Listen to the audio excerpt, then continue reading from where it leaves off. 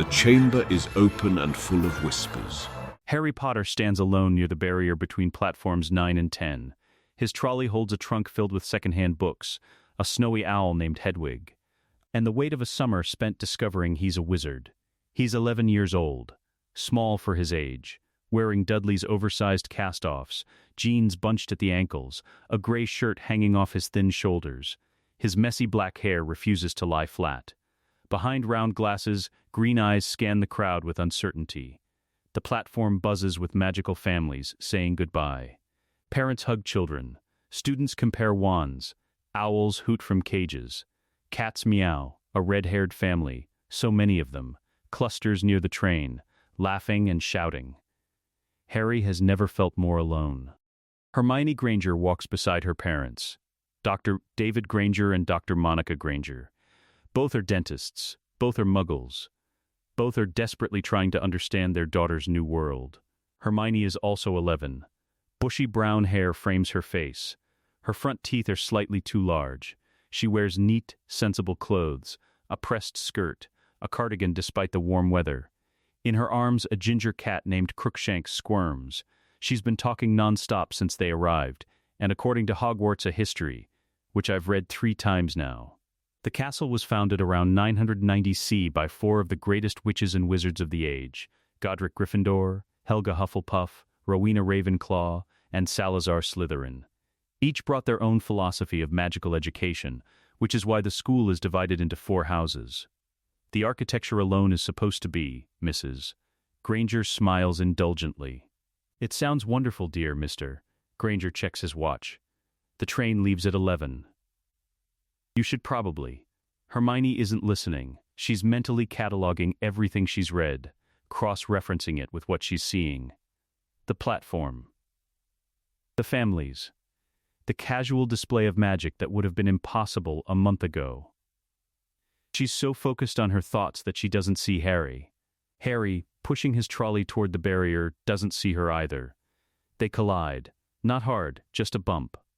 Harry's trolley clips Hermione's. Both stumble. Hedwig hoots indignantly. Crookshanks yowls.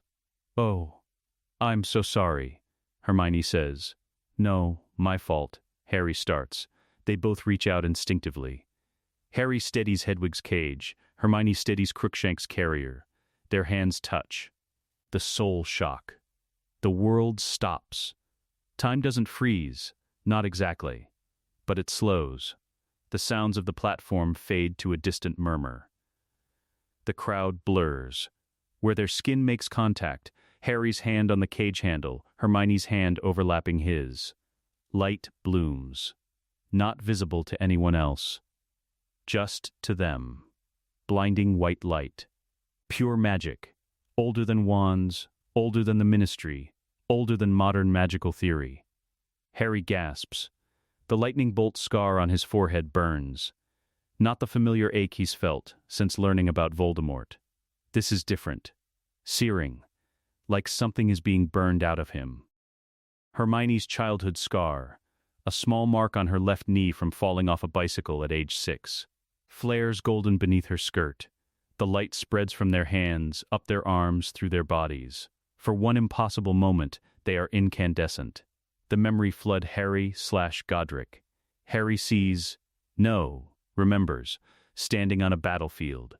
Not as an 11-year-old boy, but as a man in his prime. Tall, broad-shouldered. A sword in his hand, the sword. Silver and deadly, perfectly balanced. The year is 1010 C. Viking dark wizards are raiding the Scottish coast. Innocent magical families are burning. Harry, Godric, leads a force of 20 wizards against 50 raiders. The battle is brutal. Fire and ice. Curses that tear flesh. Shields that shatter. Godric doesn't use a wand. He shapes magic with his will. Fire springs from his hands. Stone rises from the ground to form barriers. Lightning arcs from his fingertips. He cuts through enemies like wheat. The sword sings in his grip, a weapon soul bonded to him, forged by the goblin Ragnuk I, imbued with his own magical essence. They win.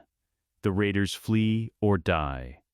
Godric stands among the wounded, healing those he can, honoring the dead. A warrior wizard who fights to protect, never for glory. Another memory, the construction of Hogwarts. 993 C. Four friends standing on a hill in the Scottish Highlands. Godric, Rowena, Helga, and Salazar. Rowena designs the foundation. Perfect geometric patterns. Magical mathematics made manifest. The wards will be impenetrable. Helga blesses the ground. Plants will grow here. The kitchens will never run out of food. Students will feel safe, welcome, loved. Salazar shapes the dungeons. Secret chambers. Hidden passages. Places for those who prefer shadows to sunlight. Godric places the first stone. His blood mixed with the mortar. His magic poured into the foundation. The castle will stand for 1,000 years. Longer, another memory, the Great Hall, newly completed. The first students arrive. 11-year-olds, just like him now. Scared, excited, homesick, Godric teaches them. Not just magic, honor, courage, the difference between bravery and recklessness, how to stand against darkness without becoming dark yourself. He's a teacher, a mentor, a father to hundreds of students who will carry his lessons into the world. Another memory, the argument with Salazar. 1015 C. 22 years after the school's founding. Salazar's face is twisted with fear and anger. They will destroy us, Godric. The Muggles are burning witches, hunting us. We cannot teach their children, we cannot trust those with impure blood. There is no such thing as impure blood, Godric says. His voice is steel. Magic is magic. It doesn't care about ancestry. You're a fool. You'll doom us all. Then I'll be a fool. But I won't be a bigot. Salazar leaves, takes his secrets, seals the chamber. The friendship dies. Godric mourns, not just for Salazar but for what they could have been together. Final memory, his death. Age 73. 1050 C. In bed, surrounded by former students who became teachers. Rowena holds his hand. Helga weeps quietly. The school will endure, he whispers. Promise me. We promise, Rowena says. He closes his eyes. Content. His work is done. The memory flood Hermione/Rowena. Hermione sees, no, remembers, her tower. The Ravenclaw Tower. The highest point in Hogwarts. Walls lined with books. Thousands of them. Hand-copied by her own students over decades. The year is 1005 C. She's in her 40s. Still beautiful, still brilliant, more so with age. She's designing the diadem. Not a piece of jewelry, a magical artifact that will enhance the wisdom of anyone who wears it. A tool for learning, for understanding, for seeing truth. Her daughter Helena watches. Young, eager, too eager. Why do you get to wear it and not me? Helena asks. Because I created it. Because I understand its limits. You will, in time. Helena's face darkens. Jealousy, pride, the seeds of betrayal already planted. Another memory. Building the Room of Requirement. 995 C. The most complex magical construction ever attempted. The room must respond to need, must manifest whatever the seeker requires, must be large enough for an army or small enough for one. The mathematics are staggering. Rowena spends 3 years calculating the spell geometry. Every angle must be perfect. 1 degree off and the entire structure collapses. She succeeds. The room appears, disappears, changes, adapts. Godric laughs with delight. You're a genius. I know, Rowena says. But she smiles. Another memory. Teaching. The thing she loves most. Students who hunger for knowledge the way she does. She doesn't just teach spells. She teaches thinking. Logic, analysis, how to break complex problems into manageable pieces. Magic is mathematics given form, she tells them. Understand the equation. Control the outcome. They listen. They learn. Some become greater than she ever was. That's the point. Another memory. Helena's betrayal. 1020 C. Her daughter steals the diadem, flees to Albania, hides it. Why? Rowena asks when Helena is found. Because you love it more than you love me, Helena says. That's not true, isn't it? You spend more time in your tower with your books than you ever spent with me. Rowena wants to argue. But there's truth in the accusation. She's been a brilliant teacher to hundreds, a mediocre mother to one. Helena dies before they can reconcile, murdered by a man who wanted the diadem for himself. Rowena never recovers. The loss defines her final years. Final memory, her death. Age 81. 1051 C. 1 year after Godric. Illness, not violence. Helga sits with her. Salazar is long gone. Godric is already buried. Did we do enough? Rowena whispers. You built a school that will teach children for 1,000 years, Helga says. What more could anyone do? Rowena closes her eyes. Her work is unfinished. The diadem is still lost. Helena is still dead. But the school remains. It will have to be enough. The awakening dual consciousness. Harry and Hermione pull their hands back simultaneously. Gasping, shaking, the world snaps back into focus. The platform is still there. Students still boarding. Parents still waving. Less than 3 seconds have passed. But everything has changed. Harry touches his forehead. The scar is still there, raised, lightning-shaped. But the pain is gone. The constant low-level ache he's carried since he learned he was famous. The connection to something dark and foreign. Burned away, scoured out by the sheer magnitude of Godric Gryffindor's soul flooding back into the body that is rightfully his. He knows with absolute certainty that the piece of Voldemort that was hiding in his scar is gone. Destroyed by a founder's presence the way sunlight destroys shadow. Hermione's mind is racing. No, not racing. Processing. With a clarity and speed that should be impossible for an 11-year-old. She remembers being born in 1979. Growing up in suburban London. Learning to read at age 4. Discovering she was a witch at age 11. She also remembers being born in 964 C. Learning magic from ancient druids. Founding a school at age 29. Dying at age 81. Both sets of memories are real. Both sets are hers. They stare at each other. Harry's voice, when he speaks, carries an echo of something ancient. Authority that has nothing to do with age. You're Rowena. It's not a question. Hermione's analytical mind races through impossibilities, discarding each one. Reincarnation isn't documented in any text she's read. Soul magic is theoretical at best. This shouldn't be possible. But it is. And you're Godric, she says. Her voice is steadier than she feels. But how? Reincarnation isn't. There's no documented. She stops. Because she remembers documenting it. In the 11th century. In books that were lost when the library at Lindisfarne burned in 1070. Both Harry and Godric, looks down at his 11-year-old hands. Small, scarred from years of Dursley chores. Not the calloused warrior's hands he remembers. The castle, he says. We built it together. You, me, Helga, and, his face darkens. Salazar, the name hangs between them. A friend who became an enemy. A brilliant wizard corrupted by fear. Hermione nods slowly. The wards. The foundation stones. We poured our magic into every brick. She looks down at her own young body. Why now? Why like this? I don't know. But I can feel it. Harry closes his eyes. Extends his magical senses the way Godric once did. The connection. Hogwarts is calling us home. The Granger's perspective. Mr. Granger has been watching his daughter have an intense conversation with a scruffy-looking boy. He exchanges a glance with his wife. Hermione?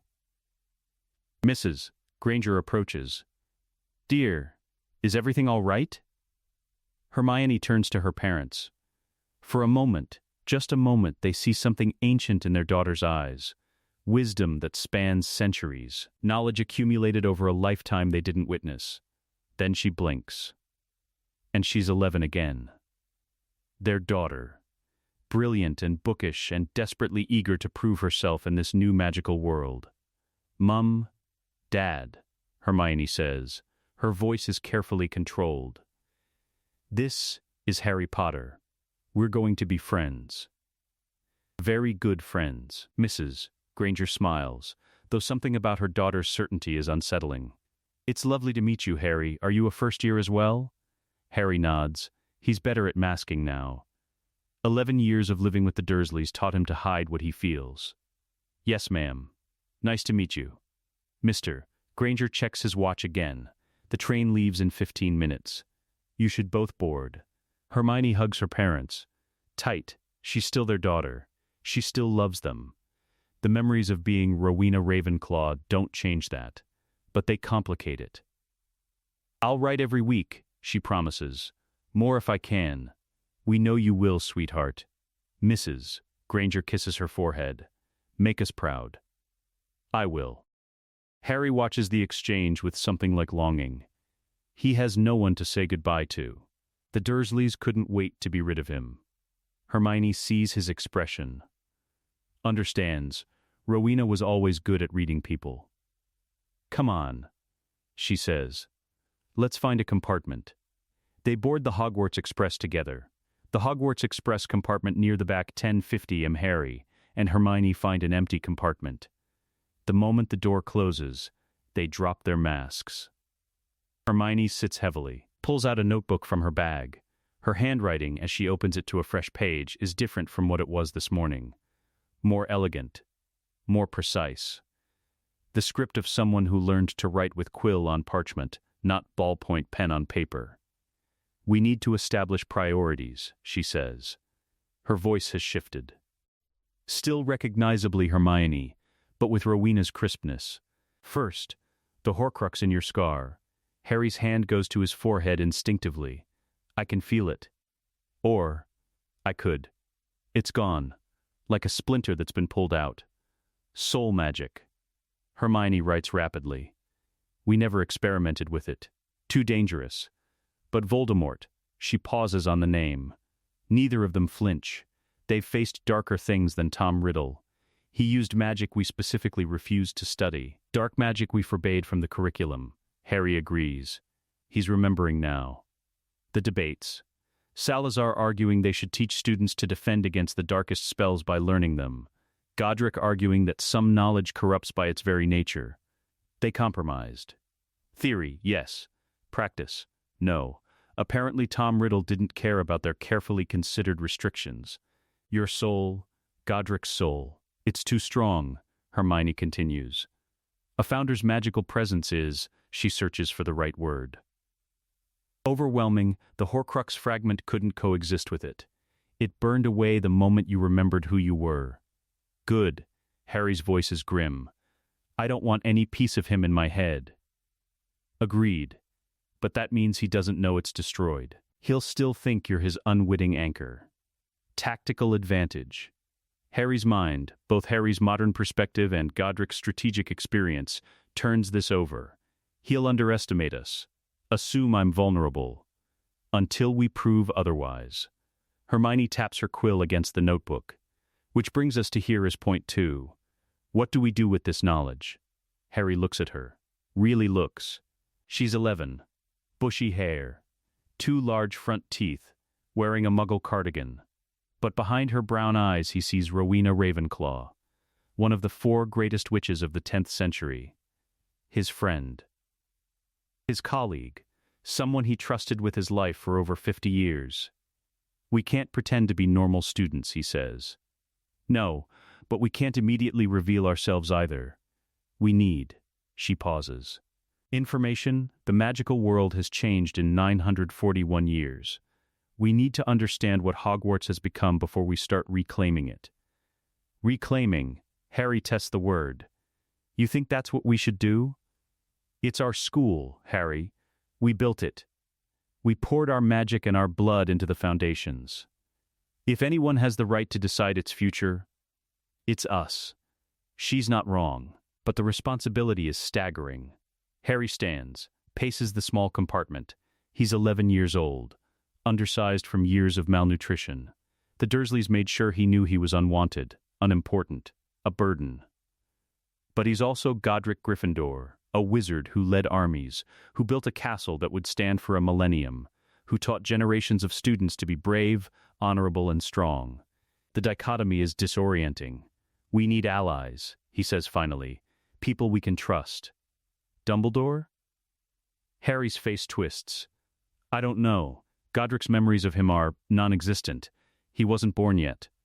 But Harry's instincts, he pauses. He put me with the Dursleys. Aunt Petunia hates magic. They made me sleep in a cupboard, and Dumbledore must have known. He's the one who left me there. Hermione's eyes sharpen. He left you with abusive relatives? I don't think he knew it would be that bad, but he knew Petunia hated her sister, hated magic. And he left me there anyway. For the blood wards. Hermione's mind, enhanced by both her natural brilliance and Rowena's centuries of magical theory, leaps to the conclusion.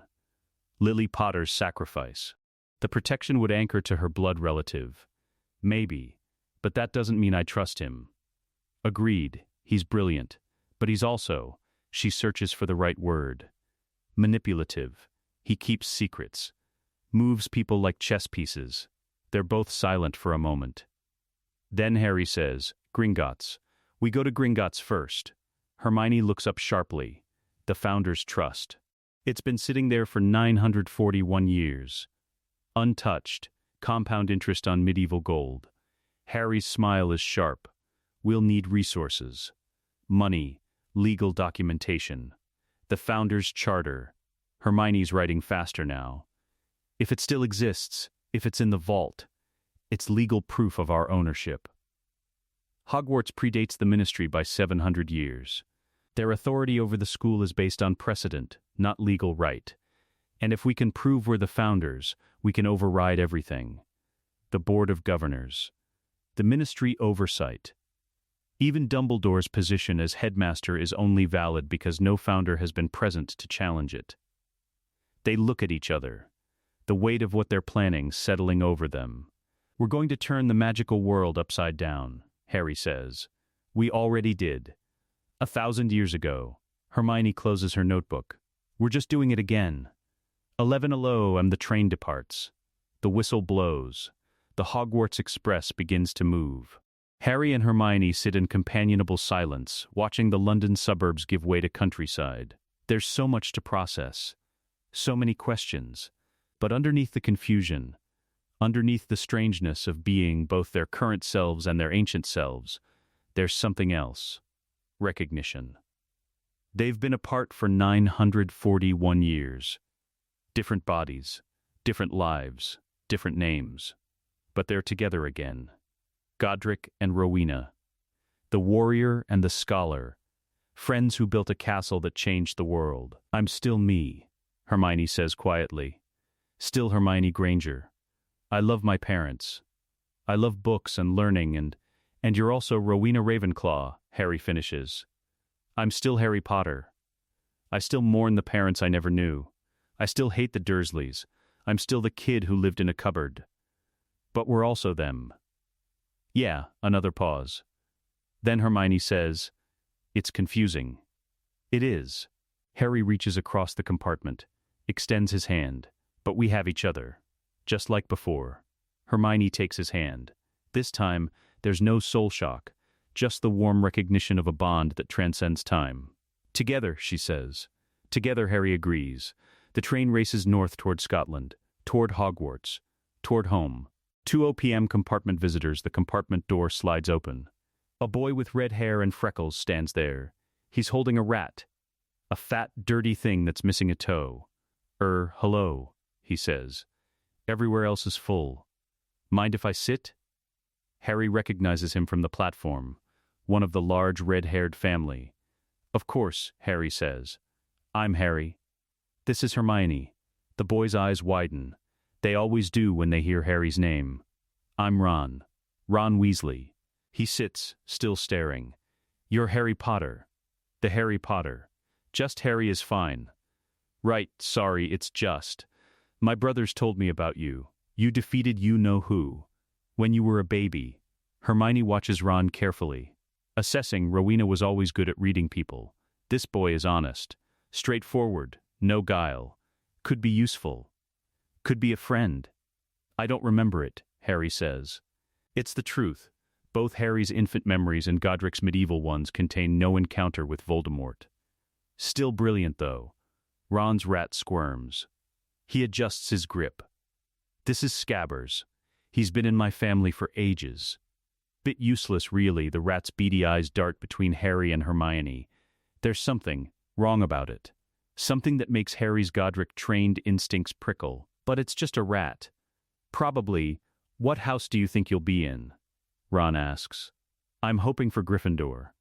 All my family's been in Gryffindor. Gryffindor would be fitting, Harry says carefully. He can't very well say I founded Gryffindor, so I expect I'll end up there. What about you? Ron asks Hermione. I've been reading about all 4 houses, Hermione says. It's her diplomat voice. The one that doesn't reveal what she's really thinking. They each have their merits. This is technically true. She designed Ravenclaw's educational philosophy. But she also respects what Godric, Helga, and even Salazar before he fell brought to the school. The door slides open again. A girl with bushy hair, bushier than Hermione's, pokes her head in. She's wearing Hogwarts robes already, though they haven't been told to change yet. Has anyone seen a toad? A boy named Neville's lost one. They all shake their heads. The girl's eyes land on Harry. Widen, you're Harry Potter. I read all about you in modern magical history and the rise and fall of the dark arts and great wizarding events of the 20th century. Hermione blinks. This girl is enthusiastic, reminds her of some of her more eager students, the ones who memorized entire textbooks before class even started. I'm Hermione Granger, she introduces herself, using her current name, not mentioning the whole secretly one of the founders situation. Oh. I'm Hermione too. Hermione Granger. The other Hermione beams. Though I suppose that's confusing. Everyone calls me Granger at school, so, 2 Hermiones. This is going to get complicated. Hermione Granger launches into a detailed explanation of everything she's read about Hogwarts. Most of it is accurate, some of it is wildly wrong. Hermione's makes mental notes to correct the historical record eventually. And did you know that the Room of Requirement was built by Rowena Ravenclaw using the most complex geometric spellwork ever attempted? Though the exact methodology is lost too, it's not lost, Hermione says before she can stop herself. It's based on fractal mathematics. The room's boundaries exist in a state of quantum superposition until observed by someone with need. The spell geometry required calculating 17-dimensional arrays, which is why no one's replicated it in 1,000 years. Everyone stares at her. Hermione Granger's mouth hangs open. How do you... I've read every book in my parents' library and half the books in the public library, and I've never seen that level of detail about, I'm good at maths. Hermione says quickly. Too quickly. And I like to extrapolate from available evidence. It's a weak cover story. But Hermione Granger is too excited about finding someone as book-smart as she is to question it too deeply. Ron just looks confused. 17-dimensional what now? Harry catches Hermione's eye. A warning look. We agreed to be careful. She nods slightly. I know, I slipped. They'll need to be more careful, at least until they're ready to reveal themselves. 6 p.m. approaching Hogwarts. The sun is setting as the train slows. Students change into robes. The excitement is palpable. Harry and Hermione change in their compartments separately, with one keeping watch in the corridor. When Hermione sees her Hogwarts robes, she feels a strange twist of emotion. She wore robes like these 1,000 years ago. Different cut, different fabric, but the same black, the same purpose. Teachers' robes then, students' robes now, the reversal is jarring. Harry touches his robes and feels nothing. Godric never wore student robes. He was a teacher, a warrior, a founder, never a student. This will be strange. Hogsmeade Station, 7 p.m. Furs years. Furs years over here. The voice is enormous. Harry and Hermione step off the train and see him, Hagrid, half giant, wild hair and beard, kind eyes in a rugged face. Harry feels a strange pang. He doesn't remember Hagrid, but Hagrid remembers him. Saved him from the ruins of Godric's Hollow, brought him to the Dursleys. Harry. Hagrid beams. Ye look just like your dad, 'cept ye got your mum's eyes. Thank you, Hagrid, Harry says. He doesn't know what else to say. They're herded toward boats. 4 to a boat. Harry and Hermione naturally gravitate to the same boat. Ron joins them. Hermione Granger, who's insisting everyone call her Granger to avoid confusion, makes it 4. The boats glide across the Black Lake, smooth, silent, magic propelling them. Then they round the bend. Hogwarts, the castle rises from the cliff like a dream. Towers reaching toward the darkening sky, windows glowing with golden light. The reflection on the lake doubles its majesty. Harry and Hermione stop breathing. They built this. Every stone, every tower, every ward. For Hermione, it's like seeing a child grown to adulthood. The castle is both exactly as she remembers and completely different. Additions made over centuries. Expansions, modifications, but the bones, the foundation, the core, that's still theirs. For Harry, it's coming home after a 1,000-year absence.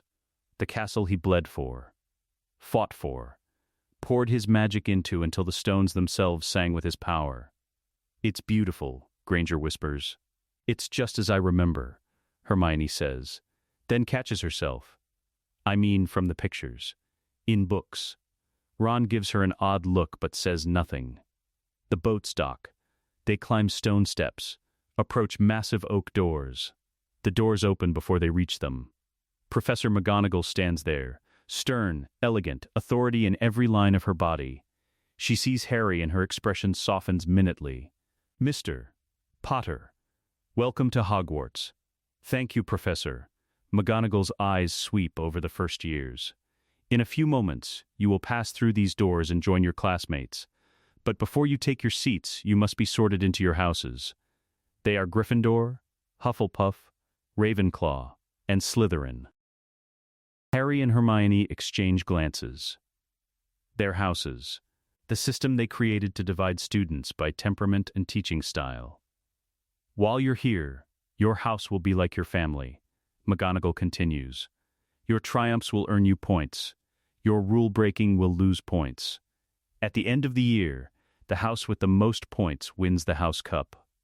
Family. Hermione remembers having this exact debate with Godric, whether dividing students would create unhealthy competition or healthy community. They compromised. Tried to balance both. Looking at McGonagall's stern face, Hermione wonders if they succeeded. The sorting ceremony will begin shortly, McGonagall says. Wait here. She leaves. The first years cluster together. Nervous, excited, scared, Harry and Hermione stand slightly apart. When the hat touches our heads, Hermione whispers, it will know. The hat contains pieces of all 4 founders' thoughts, Harry whispers back. It's literally made from fragments of our consciousness. So it will recognize us. Instantly, what do we do? Harry's jaw sets, Godric's determination in an 11-year-old's face. We tell the truth. Let the hat decide how to handle it. The doors to the Great Hall open. McGonagall returns. Follow me. They walk into the Great Hall. The Great Hall they approach. The ceiling shows the night sky, stars glittering. Hermione remembers enchanting that ceiling. It took 3 months to get the spellwork right. 4 long tables stretched the length of the hall. Students in house colors, red and gold, yellow and black, blue and bronze, green and silver. At the head of the hall, the high table. Professors in their robes. And in the center, the headmaster. Albus Dumbledore. Tall, thin, silver hair and beard. Half-moon spectacles. Blue eyes that seem to see everything. He's watching Harry. Specifically Harry, with an intensity that makes both Harry and Godric uncomfortable. Harry meets his gaze. Doesn't look away. Dumbledore's expression flickers. Surprise? Concern? Then he smiles. That grandfatherly twinkle in his eyes. Harry doesn't smile back. They reach the front of the hall. A 4-legged stool sits before the high table. On it, the sorting hat. Old, patched, frayed at the brim. Harry and Hermione stare at it. Inside that hat are pieces of their own minds. Thoughts they poured into the fabric 1,000 years ago. A sorting mechanism designed to place students where they'd thrive. The hat twitches, opens what might be called a mouth, and sings. A song about the 4 houses, about bravery, loyalty, wisdom, and ambition. The song is different from the one Hermione remembers. The hat adapts its song each year, she recalls, responds to the times. When the song ends, McGonagall pulls out a scroll. When I call your name, you will sit on the stool and I will place the sorting hat on your head. The sorting begins. Abbott, Hannah. Hufflepuff. Boot, Terry. Ravenclaw. Brocklehurst, Mandy. Ravenclaw. Name after name, students sorted. Houses cheering. Then, Granger, Hermione. Hermione Granger Rowe walks forward, sits on the stool, the hat is placed on her head. A pause, longer than the others. Then, Gryffindor. The Gryffindor table erupts in cheers. Hermione Granger beams and hurries to join them. More names. More sortings. Harry and Hermione wait. Their turn is coming, and when the hat touches their heads, everything will change. Granger. Hermione. Wait. That's already been called. McGonagall frowns at her list. Apologies, I meant Potter. Hermione steps forward. Her heart is pounding. She sits on the stool. McGonagall lifts the hat. For a moment, their eyes meet. The ancient witch who became Transfiguration Professor, and the ancient witch who founded Ravenclaw, wearing the body of an 11-year-old girl. The hat descends over her eyes. Darkness, then, a voice in her mind. Familiar, because it's partially her own voice, from 1,000 years ago. Well, well, well, what have we here? Hermione's mental voice is steady. You should know. Part of you came from me. Silence. Shocked silence. Rowena? How is this possible? Reincarnation, soul magic. I don't fully understand it myself. But I am Rowena Ravenclaw. And I am Hermione Granger. Both, the hat processes this. She can feel it rifling through her memories. Both sets. 11 years as Hermione. 81 years as Rowena. I cannot sort you. You Are Ravenclaw. The house is literally named for you. But to place you in your own house when you're also this new person, what do you suggest? I must think on this. Give me until Godric is called. I'll sort you together. The hat speaks aloud, its voice filling the hall. Curious. Most curious. I'll return to you, Miss Potter. Hermione steps down. Unsorted, the hall buzzes with confused whispers. McGonagall looks flustered. This is highly irregular. More names are called, more students sorted. Then, Potter. Harry. The hall falls silent. Every eye turns to Harry, the boy who lived, the child who defeated Voldemort. Harry walks to the stool, sits, the hat descends. Ah, Godric, I've been waiting for you. The girl confirmed it. You're both back. Harry's mental voice is calm. What happens now? I am a piece of you, Harry. 4 pieces, actually, one from each founder. I exist because you and your friends poured your wisdom into me. Then you understand. We can't be sorted into our own houses. We're beyond that. You could remake the houses, change everything. But is that wise? Is that what you want? Harry considers. Not yet. We need to observe. Understand what's changed. But we also can't pretend to be normal students. The hat makes a sound like a sigh. Then I have a solution. But it will shock them. Let them be shocked. It's time they knew. The hat's voice, when it speaks aloud, fills the great hall with unnatural resonance. Power that silences every whisper, freezes every movement. Hogwarts. Hear me. Staff, students, Headmaster Dumbledore. I have sorted tens of thousands of students in nearly a millennium. Never once have I refused my duty. But tonight, I cannot sort Hermione Granger. I cannot sort Harry Potter. Not because they are unworthy, but because they are my makers. The great hall, immediately after the hat's declaration, 7:45 p.m. silence. Total, absolute, crushing silence. 900 students. 40 professors. Dozens of ghosts floating near the ceiling. The portraits on the walls. Everyone frozen. Then chaos. Students start shouting. Questions overlapping into incomprehensible noise. What does it mean, makers? The founders are dead. This is impossible. Is this a joke? The staff table erupts. Professors rise from their seats. McGonagall's face is pale. Snape's expression is unreadable, carved from stone. Flitwick looks like someone struck him. Only Dumbledore remains seated, his eyes fixed on Harry and Hermione, the twinkle gone, replaced by something harder. Calculation, the Sorting Hat continues, its voice cutting through the chaos with magical authority. These two children carry the souls of Godric Gryffindor and Rowena Ravenclaw.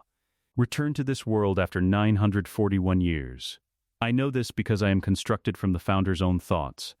I recognize my creators, as surely as a child recognizes its parents.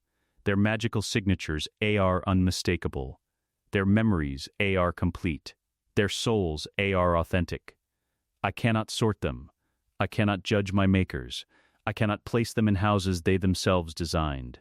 The decision of what to do with them rests with the headmaster, the staff, and the founders themselves. The hat falls silent. Harry stands. Removes the hat from his head with careful respect. Places it gently on the stool. The entire hall watches him.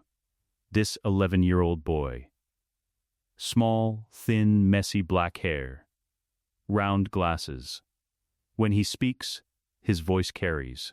Not magically amplified, he doesn't need that yet. Just clear. Confident. The voice of someone who has led armies. I know this is shocking, Harry says. Believe me, it's shocking for us too. 2 days ago, we were normal children. Hermione was reading about Hogwarts in books. I was learning I was a wizard. He pauses. Lets that sink in. Then something happened. We touched. Our souls, the souls that have been sleeping for nearly 1,000 years, woke up. We remembered everything. Building this castle. Teaching students. The hopes we had when we founded this school. Hermione steps forward to stand beside him. When she speaks, her voice has Rowena's precision. We are still Hermione Granger and Harry Potter. We still have the memories and experiences of our current lives, but we are also Rowena Ravenclaw and Godric Gryffindor. Both sets of identities are real. Both are us. A Ravenclaw 7th year stands. Her voice shakes. Prove it. Anyone could claim to be a founder. How do we know you're not lying? It's a fair question. Harry doesn't answer with words. He raises his right hand. Without a wand, without an incantation, without any visible preparation. He simply wills it. Every candle in the Great Hall, hundreds of them, floating in midair, flares to 3 times its normal height. The flames dance in perfect synchronization. Red and gold. Gryffindor colors. The temperature in the hall rises 10 degrees. Then Hermione raises her left hand. The enchanted ceiling ripples. The stars rearrange themselves into geometric patterns. Perfect mathematical arrays. 17-dimensional spell geometry made visible for just a moment. Blue and bronze light cascades down the walls. The castle itself hums. A deep, resonant sound that every person feels in their bones. The stones are singing. Recognition, welcome, joy. Hogwarts knows its creators, and it's celebrating their return. The house banners, Gryffindor's lion, Ravenclaw's eagle, Hufflepuff's badger, Slytherin's serpent, all ripple as if in a wind that doesn't exist. Even the ghosts react. Nearly headless Nick bows his partially severed head. The fat friar clasps his translucent hands in prayer.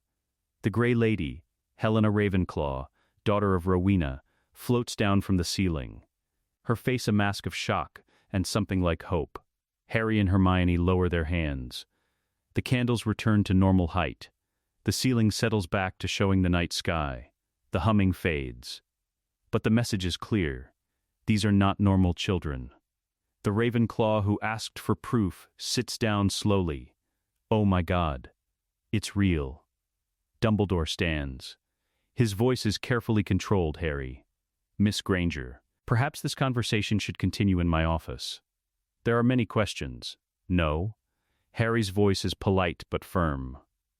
With respect, Headmaster, this concerns the entire school. They deserve to hear the truth directly from us, not filtered through private meetings. It's a direct challenge to Dumbledore's authority. Every professor recognizes it. Dumbledore's eyes narrow fractionally. Then he nods. Very well. Please, continue. Hermione takes over. The sorting hat is correct. We cannot be sorted into houses we created. The entire system was designed by the four of us, Godric, Helga, Rowena, and Salazar, to divide students by temperament and learning style. She gestures to the four tables. Gryffindor for those who value courage and direct action. Ravenclaw for those who prize learning and wisdom.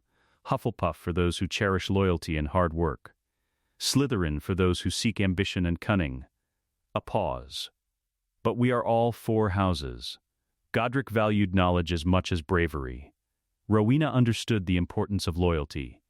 We designed this system, which means we transcend it. A Slytherin student, older, 6th or 7th year, speaks up.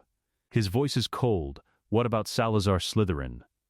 If you're truly Gryffindor and Ravenclaw, where is he? Harry's face darkens. Salazar left. In 1015 C, 22 years after we founded the school. He changed, became obsessed with blood purity, wanted to restrict magical education to pure bloods only. The Slytherin table shifts uncomfortably. We refused. Harry continues. We argued. It became bitter. Eventually, he left. Sealed the Chamber of Secrets, took his knowledge with him. The friendship died. He looks directly at the Slytherin table. The Salazar we knew, the one we founded this school with, was brilliant, innovative, passionate about magical theory. But he let fear corrupt him. Fear of Muggle persecution, fear of magical dilution. That fear turned him into something we couldn't recognize. Hermione adds, Slytherin House was never meant to be a breeding ground for dark wizards. It was meant to nurture ambition, cunning, resourcefulness, traits that are morally neutral. What you do with those traits defines you. The Slytherin students don't know how to respond. Some look angry, some look thoughtful, some look ashamed. Professor Snape, sitting at the staff table, is staring at Harry and Hermione with an expression that might be horror or fascination, or both. McGonagall finds her voice. If you truly are the founders, what do you intend to do? It's the question everyone wants answered. Harry and Hermione exchange glances. A silent conversation built on 1,000 years of partnership. Harry speaks first. We intend to be students. To learn how magic has evolved in our absence. To understand what Hogwarts has become. But, Hermione adds, we also intend to exercise our rights as founders when necessary. This is our castle. We built it. Our magic is in the foundations. We have responsibilities here that transcend age or traditional authority structures. Dumbledore's face remains carefully neutral, but his hands grip the edge of the table. We don't want to disrupt the school, Harry says. We're not here to overthrow anyone or change everything overnight. But we are here. And we won't pretend to be something we're not. A first-year Hufflepuff, brave or foolish, raises her hand. Where will you sit? If you're not in any house? Good question. Hermione smiles. We'll sit at Gryffindor table, for now. It's where Godric's students sat, and it feels appropriate. But we reserve the right to sit at any table, to interact with all four houses. She looks at the high table. We're neither students nor teachers. We're something else. Something in between. The hall absorbs this. Then a voice from the Gryffindor table, Ron Weasley, sounding both awed and confused, says, This is mental. Completely mental, but also the most brilliant thing I've ever heard. Some students laugh. The tension breaks slightly. Dumbledore raises his hands. I believe we have had quite enough excitement for one evening. The feast will proceed. We will have many discussions in the coming days about this development. But for now, let us welcome our first years, including our very unusual founders, to Hogwarts. He claps his hands. The feast appears. Platters of roast chicken, potatoes, vegetables, pies, puddings, the house elves' magic, still working after 1,000 years. Hermione recognizes Helga's spell work, the food multiplication charms, the preservation enchantments. Work that her friend poured decades into perfecting. She feels a pang of loss. Helga is gone. Truly gone. No reincarnation for her, apparently. And Salazar? She doesn't want to think about Salazar. Harry and Hermione walk to the Gryffindor table. Students scramble to make room. They sit. Across from them, Ron Weasley and Hermione Granger, who is staring at Hermione Potter with something like reverence. "So," Ron says, loading his plate with chicken, "you're really 1,000 years old?" 968, Harry corrects. Godric was born in 977 C, died in 1050. I'm currently 11. "So? Both?" Ron shakes his head. "My mum is going to lose her mind when I tell her." The Gryffindor table during the feast, 8:15 p.m. The students around Harry and Hermione can't stop staring. Some are subtle about it, others are blatant. Hermione Granger leans forward. "Can I ask you something? About the room of requirement?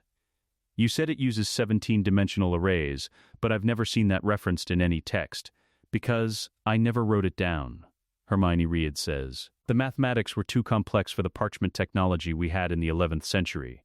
I kept the calculations in my mind, preserved them in the diadem. The diadem of Ravenclaw?" Granger's eyes are huge. "It's real? It exists?" "It did. I created it in 1005 CE. My daughter Helena stole it in 1020. Hid it in Albania." Hermione's voice is carefully controlled. "The pain of Helena's betrayal is 1,000 years old, but it still hurts. I don't know where it is now. Actually, she does. Rowena's memories include knowledge of obscure soul magic. And she can feel, faintly, the diadem's presence. Somewhere far to the east. Corrupted, twisted. Voldemort turned it into a Horcrux. She's certain. But she doesn't say this. Not yet. Not publicly." A Gryffindor fourth-year girl speaks up. "What's it like? Remembering 1,000 years? Isn't it overwhelming?" Harry considers this. Yes and no. The memories are there, but they're not all active at once. It's like having 2 sets of photo albums. I can flip through them when I need to, but I'm not constantly drowning in every moment I've ever lived. "Godric's memories feel like mine," he continues. "Because they are mine. But they're also distant. Like remembering early childhood. Real, but not immediate." Hermione adds, "The knowledge is the most useful part. Magical theory. Spell construction. Historical context. That's all accessible. The emotional memories are quieter unless something triggers them. Like seeing Helena's ghost earlier. That triggered a flood of maternal grief that nearly staggered her." Ron, who has been eating steadily through this conversation, says, "So you can do magic without wands? That's wicked. Wandless magic was standard in our era," Harry explains. "Wands became widespread in Britain around the 13th century. Before that, we used staffs, or direct casting, or runestones. Why did wands become popular then?" asks a curious second year. Hermione answers, "Standardization. Wands are easier to teach. The movements are consistent. The results are predictable. When Ollivander's predecessor established the first major wand-making business, it democratized magic. Anyone could learn. The trade-off," Harry says, "is dependency. Modern wizards are crippled without their wands. Take away a wand, you take away most of their power. Ancient wizards didn't have that weakness. This causes a stir. Students looking at their wands with new uncertainty." Professor McGonagall, who has been listening from the high table, speaks up. "I think that's quite enough magical theory for the evening. First years, especially, need rest. Tomorrow brings classes." She's right. The younger students are drooping. It's been a long day. Dumbledore stands. A few start-of-term notices. The Forbidden Forest is, as its name suggests, forbidden to all students. "Mr. Filch has asked me to remind you that magic in the corridors is not permitted. And I must add," his eyes find Harry and Hermione, "that even founders should observe bedtimes. You may be ancient, but you are also 11. There's scattered laughter. The tension eases further. "Prefects, lead your houses to the dormitories. First years, follow your prefects." Good night, everyone. The hall begins to empty. Gryffindor Common Room, 9 p.m. The Gryffindor first years follow their prefect, a cheerful girl named Angelina Johnson, through the castle. Hermione watches the corridors with double vision. She remembers these halls empty, newly built, the stones still settling. Now they're worn smooth by centuries of student feet. The moving staircases shift as they approach, but instead of the usual random movement, they align perfectly to create a direct path to Gryffindor Tower. The castle is helping them. Harry notices too.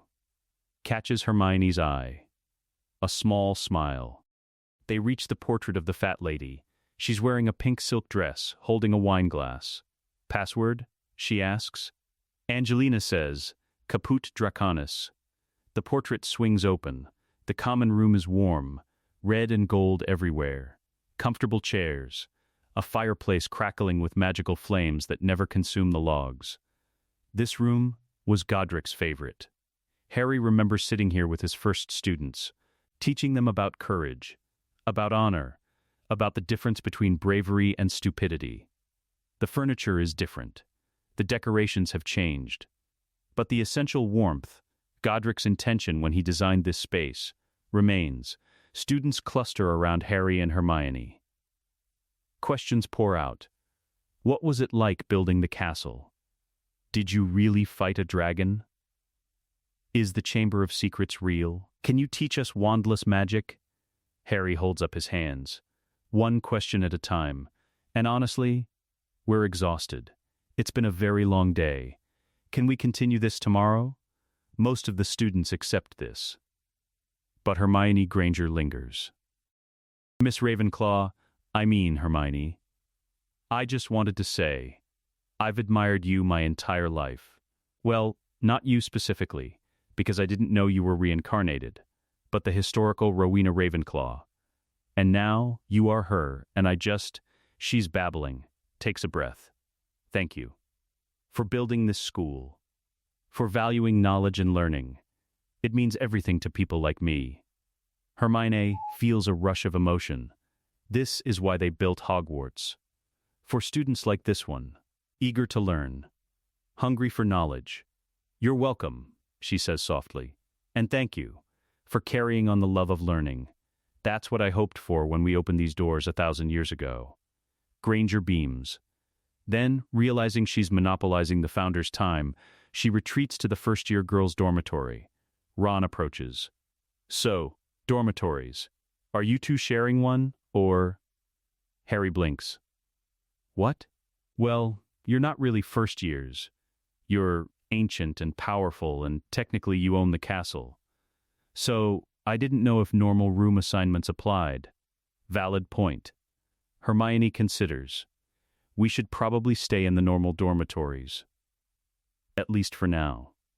Maintaining some semblance of student life. Agreed, Harry says, though I reserve the right to claim the headmaster's quarters if Dumbledore gets too controlling. This is clearly a joke. Mostly, Ron grins. You're all right, you know. For 1,000-year-old castle builders. Thanks, Ron. The boys head up to their dormitory. 4 beds, 4 trunks at the foot of each bed. Harry's roommates are Ron Weasley, Neville Longbottom, the boy who lost his toad, Seamus Finnegan, who immediately starts asking about Quidditch, and Dean Thomas, who seems overwhelmed by everything. Normal 11-year-old boys. Excited about school, nervous about classes, worried about fitting in. Harry envies them slightly. His childhood ended the moment he touched Hermione on platform 9. He changes into pajamas, climbs into bed. The mattress is comfortable. The hangings are red velvet. But sleep doesn't come easily. His mind is racing, processing everything. The feast, the revelation, the students' reactions, and underneath it all, the weight of responsibility. He's not just Harry Potter anymore. He's Godric Gryffindor, founder of Hogwarts, one of the most powerful wizards in British history. People will look to him, expect things from him. Can he handle that? Across the room, Ron is already snoring. Neville is whispering to his toad, Trevor, The other boys settle into sleep. Harry closes his eyes, tries to quiet his mind. Tomorrow they'll attend classes, pretend to learn magic they already know, navigate the complex social dynamics of being both students and authorities, and at some point they need to visit Gringotts. Claim the Founder's trust. Retrieve the charter. The real work is just beginning. Girls' dormitory, same time. Hermione lies in her four-poster bed. The hangings are drawn. Around her, she can hear the other first-year girls whispering. Can you believe it? Rowena Ravenclaw. Right here in our dormitory. Do you think she'll teach us things? Should we curtsy when we see her? Hermione wants to tell them to stop being ridiculous. She's 11. She's just a girl. But she's not. She's Rowena Ravenclaw. 81 years of memories. Decades of teaching. A lifetime of magical innovation. She pulls the curtains aside slightly. Looks at the girl in the bed next to her. Hermione Granger. Already asleep. A book on transfiguration theory still open on her chest. Rowena smiles. This girl reminds her of herself at that age. Hungry for knowledge. Determined to prove herself. She'll need to be careful not to overshadow her. Hermione Granger deserves her own journey. Hermione closes the curtains. Settles back into the pillows. The diadem is still out there. Somewhere. Corrupted by Voldemort's Horcrux. She'll need to retrieve it. Cleanse it. Restore it to its original purpose. But not yet. Not until they've established themselves here. Proven their identities beyond doubt. Claimed their legal rights. First, Gringotts. Tomorrow, if possible. She closes her eyes. Sleep comes easier for her than for Harry. Rowena was always good at compartmentalizing, setting aside problems to be solved later. One step at a time. Build the foundation, then the walls, then the roof. It's how they built Hogwarts. It's how they'll reclaim it. September 2nd, 1991, 6:00 am Gryffindor Tower. Harry wakes before dawn. Habit from the Dursleys, up early to make breakfast before Dudley woke and demanded his food. He dresses quietly. Doesn't wake his roommates. The common room is empty. He sits in one of the chairs near the fireplace. Watches the magical flames dance. Footsteps on the stairs. Hermione emerges from the girls' dormitory. Also dressed. Also awake early. Couldn't sleep? She asks. Slept a few hours. You? Same. They sit in comfortable silence. Two 11-year-olds who are also two ancient wizards, processing the impossible reality of their situation.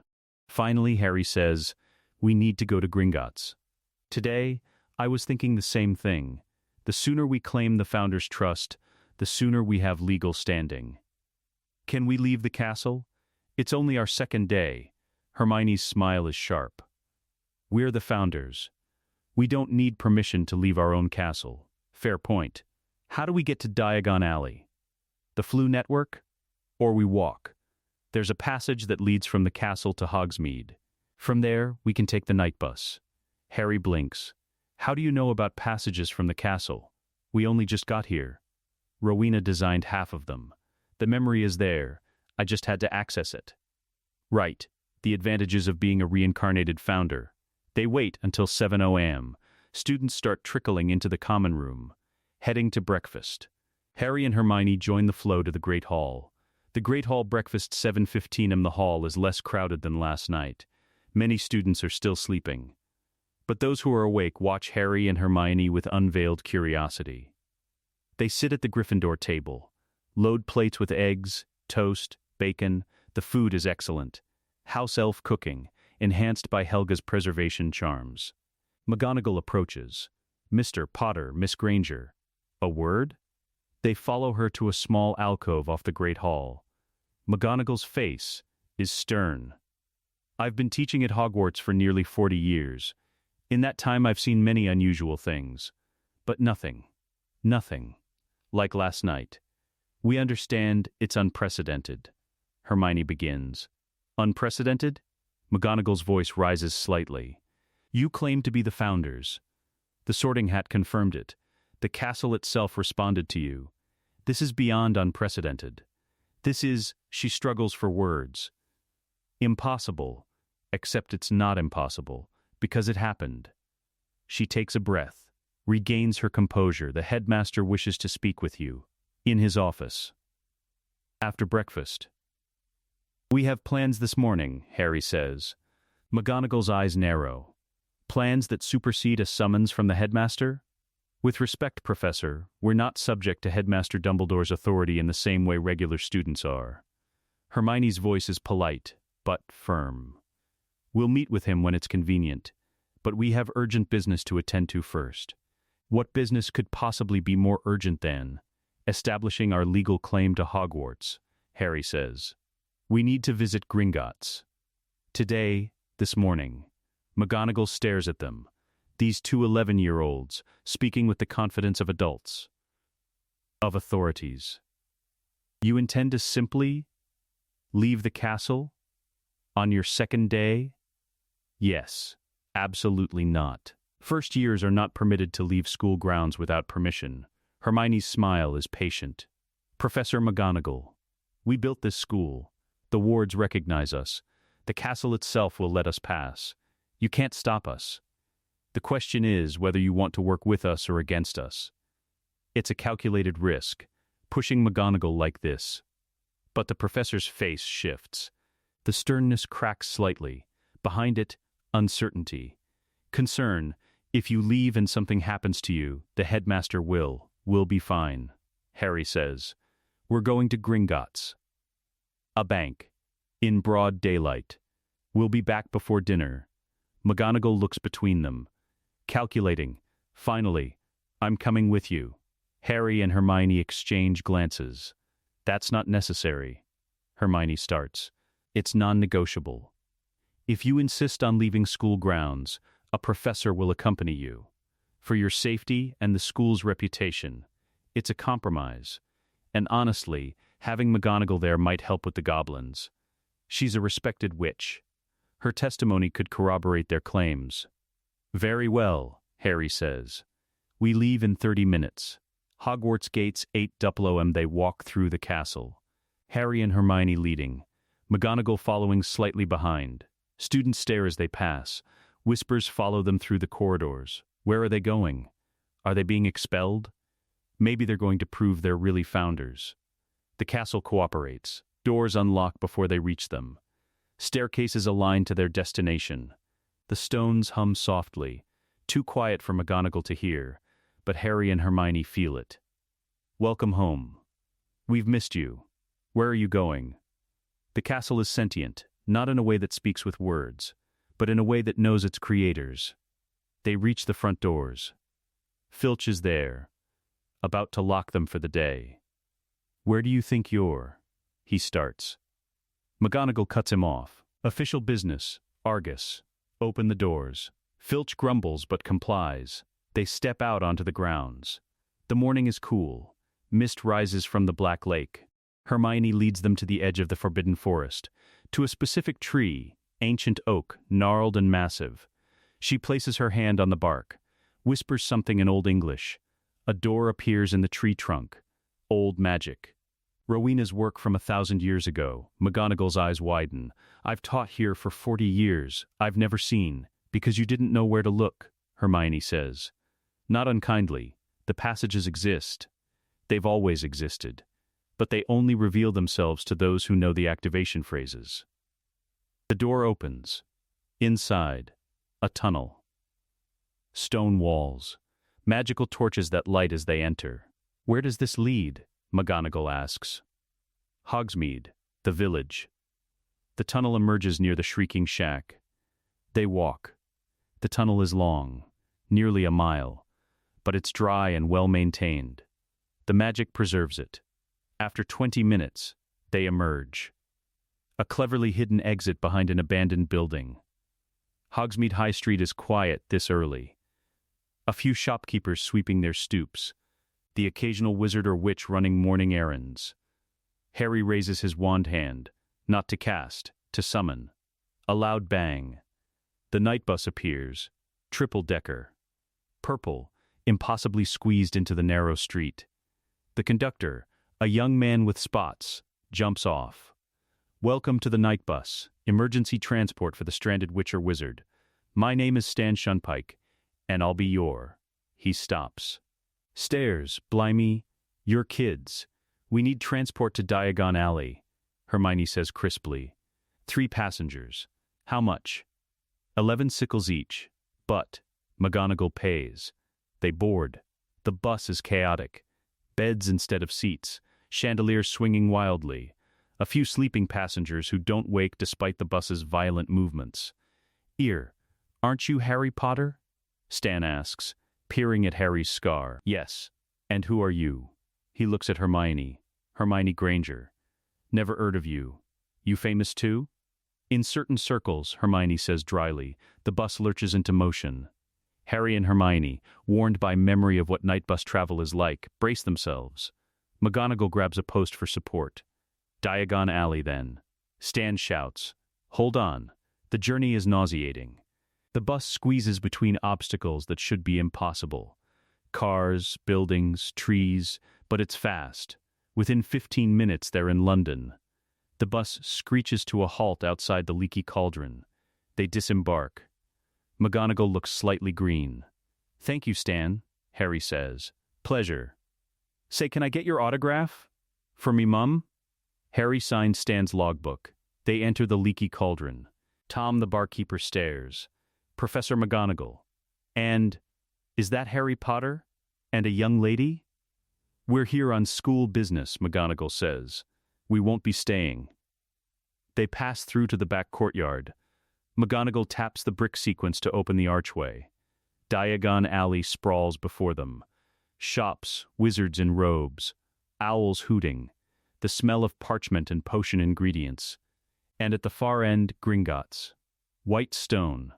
Towering, imposing, they walk up the marble steps, past the goblin guards, into the main hall. Gringotts main hall 930 The hall is enormous. Marble floor. High ceiling. Goblins at dozens of desks, weighing gold, examining gems, scribbling in ledgers. Harry approaches the nearest goblin. The creature looks up. Black eyes, sharp teeth, expression of barely concealed disdain for wizards. Yes? I need to speak with the director of accounts, Harry says. His voice is calm, respectful but not subservient. It's regarding the Founder's Trust. The goblin's eyes narrow. The Founder's Trust has been sealed for 941 years. No one has access. We do, Hermione says. She steps forward. We are Godric Gryffindor and Rowena Ravenclaw. Returned, the quill the goblin was holding drops. Clatters on the desk. Every transaction in the bank stops. Goblins freeze mid-calculation. Wizards waiting in line turn to stare. The silence is absolute. Then the goblin recovers. That is a bold claim. And an insane one. If you are lying, the penalty is death. Test us, Harry says simply. The goblin studies them. These 2 children, 11 years old, standing before him with the confidence of adults. Wait here. He disappears into a back office. McGonagall whispers, Are you certain about this? If the goblins determine you're frauds, we're not frauds, Hermione says. And goblins respect blood magic. They'll test us properly. We'll pass. 5 minutes later, a different goblin appears. Older, more scarred, wearing ceremonial armor. I am Director Ragnarok IV. You claim to be the Founder's reborn? We are, Harry says. Ragnarok's eyes gleam. Then you will submit to testing. 3 trials. Blood magic, soul resonance, and the sword's judgment. If you fail even one trial, you will be executed for fraud and blasphemy against goblin-made artifacts. Harry and Hermione exchange glances. We accept, they say together. Ragnarok gestures. Follow me. They're led deep into the bank, past the main halls, down corridors that McGonagall has never seen, into a chamber that feels ancient. Stone walls, runes carved deep, a silver bowl in the center. Trial 1, blood magic. Ragnarok announces. He gestures to the bowl. Each of you will give 3 drops of blood. The runes will analyze your magical heritage. Blood does not lie. Harry steps forward, pricks his finger with a provided silver knife. 3 drops fall into the bowl. The blood hits the silver surface, immediately ignites. Crimson and gold flames, Gryffindor colors. The runes around the bowl glow. Ancient script appears in the air. Bloodline recognized. Gryffindor descendant. Soul signature matches primary founder. Probability of reincarnation, 94.7%. Hermione steps forward. 3 drops of her blood. Blue and bronze flames. Ravenclaw colors. The runes respond. Bloodline recognized. Ravenclaw descendant. Soul signature matches primary founder. Probability of reincarnation, 96.2%. Ragnarok studies the results. The blood recognizes ancient lineage. Impressive, but blood can be stolen. Mixed through dark rituals. This proves nothing definitive. He gestures to another part of the chamber. 2 pedestals. On each, an ancient parchment under glass. Trial 2. Soul resonance. Ragnarok carefully removes 1 parchment. This is the original contract between Ragnarok I and Godric Gryffindor. Forged in 990 C. It contains a trace of Godric's magical signature. He places it on a stone altar. Harry Potter. Place your hand upon it. If you are truly Godric reborn, the contract will recognize you. Harry approaches. He can see the parchment is ancient. The ink faded, but still legible. Written in Old English, a language he understands perfectly thanks to Godric's memories. He places his hand on the parchment. The reaction is immediate. The parchment glows. Golden light spreads from Harry's hand across the entire document. The faded ink brightens. And new words appear, burning themselves into the ancient contract. I recognize my contractor. The debt of honor is acknowledged. Godric Gryffindor has returned. The light fades. Harry lifts his hand. The new words remain. Ragnarok's expression is carefully neutral, but his eyes betray shock. He retrieves the second parchment. This is the construction contract for Ravenclaw Tower, signed by Rowena Ravenclaw and the goblin architects who helped build it. 995 C. Hermione places her hand on it. Blue light. The contract responds, I recognize my architect. The design is intact. Rowena Ravenclaw has returned.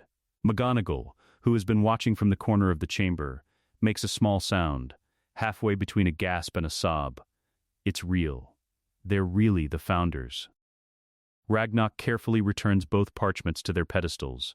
Soul signatures cannot be faked. This is unprecedented, but one trial remains. He signals to another goblin, who disappears and returns moments later carrying something wrapped in red cloth. Ragnarok unwraps it reverently. The Sword of Gryffindor. Silver blade, ruby-encrusted hilt, perfectly balanced. The name Godric Gryffindor etched into the fuller in runes. Trial 3. The Sword's Judgment. Ragnarok places the sword on the altar. This blade was forged for Godric Gryffindor by my ancestor. It is soul bonded to him. No other hand can wield it properly. If you are truly Godric, the sword will answer your call. Harry doesn't approach the altar. Instead, he stands 10 feet away, extends his right hand, palm open. And he calls, not with words, with will, with the certainty of ownership. The sword trembles, then flies across the chamber, slaps into Harry's palm with perfect precision. The moment his fingers close around the hilt, the blade sings, a pure, clear note that resonates through the chamber. Harry's eyes close. The sword remembers him. Every battle, every duel, every monster slain, every student taught to wield a blade. Memories flow from the sword into Harry's mind. 1,000 years of history. The sword waiting in the sorting hat, being drawn by worthy Gryffindors, killing the basilisk in the Chamber of Secrets that hasn't happened yet, but the sword exists outside linear time in some ways. When Harry opens his eyes, they're blazing, not metaphorically. Actual golden light. Godric Gryffindor stands in the chamber, wearing an 11-year-old's body, but unmistakably present. He raises the sword in salute, a warrior's acknowledgement. Then, the light fades. Harry is just Harry again, holding a legendary artifact like it's an extension of his own arm. Ragnarok stares. Then, Slowly he bows. A goblin, bowing to a wizard. The trials are complete. You are Godric Gryffindor and Rowena Ravenclaw, returned to this world. Gringotts recognizes your claim. He straightens. The Founder's trust is yours. Vault 1 awaits. Descent to Vault 11015 and they board a cart. Not a normal Gringotts cart, a special one. Older, more ornate. Ragnarok drives. Harry, Hermione, and McGonagall sit behind him. The descent is dizzying. They plunge deeper than Harry went with Hagrid to retrieve the Philosopher's Stone. Deeper than any wizard has been in living memory. Past the newer vaults. Past the dragon-guarded maximum security vaults. Into sections of Gringotts that predate most of magical Britain. Finally, they stop. A door. Massive, ancient, covered in runes that glow with protective magic. No number. Just a single word carved deep into the stone. Founders. Ragnarok approaches. Places his hand on the door. Speaks in gobbledygook, the goblin language. The runes flare. The door recognizes him as a descendant of those who made the original contract. But it doesn't open. It requires founder blood, Ragnarok explains. Both of you must consent. Harry and Hermione approach together. Each places a hand on the door. Their blood, already given in the first trial, resonates with the wards. The door recognizes them. With a grinding sound like the earth moving, Vault 1 opens. Vault 11020 am. The door opens fully. The chamber beyond is vast. Larger than should be physically possible this deep underground. Expansion charms, Rowena's work from 1,000 years ago, make the space cathedral-sized. And it's filled with treasure. Gold, mountains of it. Galleons stacked in neat piles that reach the ceiling. But the gold is almost incidental. What matters are the artifacts. Along the walls, shelves carved from the living rock. And on those shelves, ancient spellbooks. Not printed, hand-copied, bound in leather that survived a millennium through preservation charms. Hermione recognizes her own handwriting in some, Godric's rough scrawl in others, Helga's careful script, even Salazar's elegant notation. Staffs, not wands, true magical staffs. Oak and ash and yew, 6 feet long, carved with runes and inlaid with crystals. The tools they used before wand standardization. Runestones, flat river rocks inscribed with Norse and Celtic symbols, each one a portable spell anchor. Personal items. A lock of Helga's golden hair, preserved in crystal. A sketch of Salazar before he turned dark, young, idealistic, smiling. A silver pendant Rowena wore. A training sword Godric used to teach students. And in the center of the vault, on a pedestal of white marble, the Founder's Charter. A massive scroll, 3 feet long, sealed with 4 wax seals, lion, badger, eagle, serpent. The parchment glows faintly with protective magic. Hermione approaches it with trembling hands. This is the legal foundation of Hogwarts. The document that predates the ministry. That establishes ownership and operational authority. She breaks the seals carefully. They crumble to dust, their magic expired, their purpose fulfilled now that a founder has returned. The parchment unrolls. The text is in Old English, formal legal language from the 10th century. But Hermione reads it easily. Because she wrote it. Harry stands beside her, reads over her shoulder. The Charter of Hogwarts School of Witchcraft and Wizardry. Established this first day of September 993 C.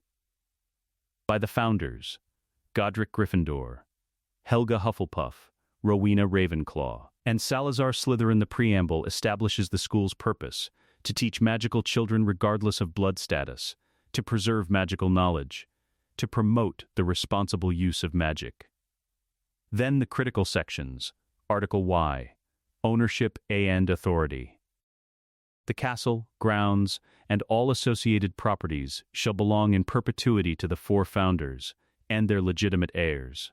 No external authority, be it king, government, or magical assembly, may claim jurisdiction over Hogwarts without founder consent.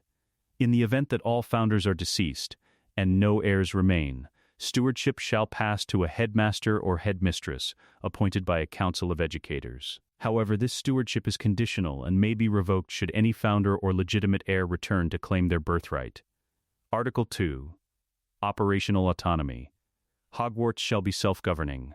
The founders retain absolute authority over curriculum, admission standards, disciplinary procedures, and administrative appointments.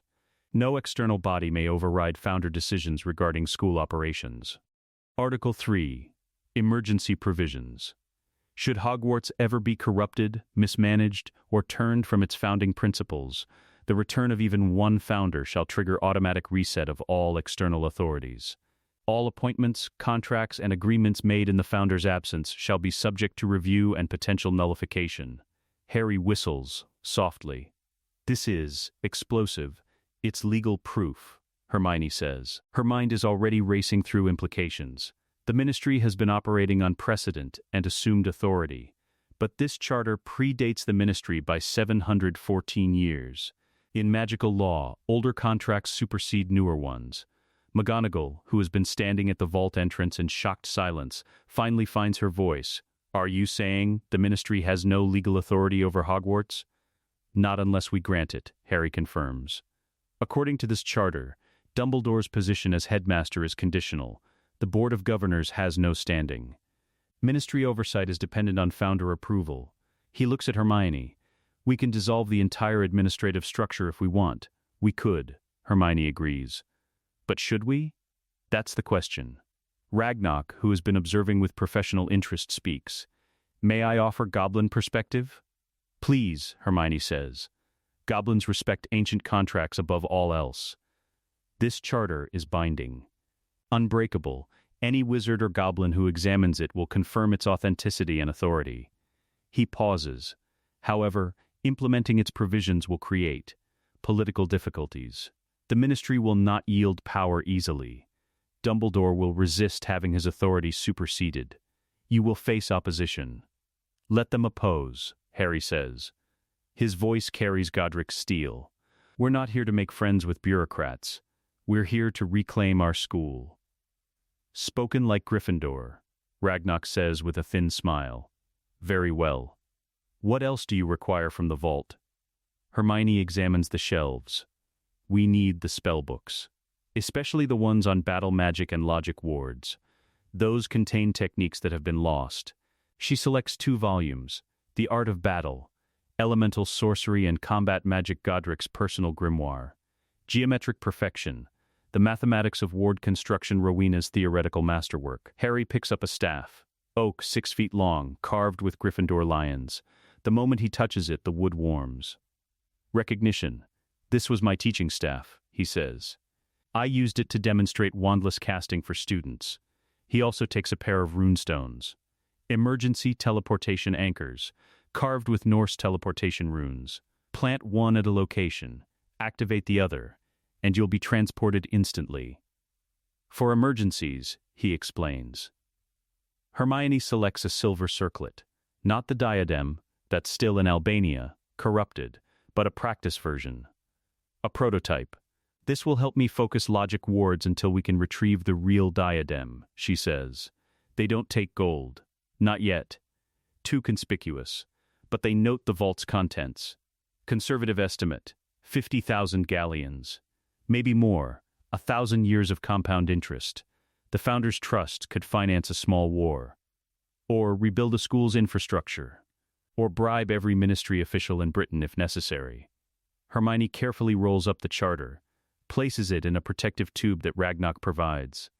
This doesn't leave our possession, she says. It's too important. They exit the vault. The door seals behind them. The wards recognize that Founders have claimed their inheritance. Vault 1 is no longer sealed. It's simply private. Gringotts main hall 11 OM. They return to the surface. The cart ride up is slightly less nauseating than the descent. Ragnarok escorts them personally to the main hall. Word has spread through the bank. Goblins stop their work to watch. Whispers in gobbledygook echo through the marble chamber. The Founders have returned. Gryffindor and Ravenclaw walk among us. The old contracts are honored. At the main desk, Ragnarok makes an announcement in formal gobbledygook. then translates for the wizards present. Let it be known.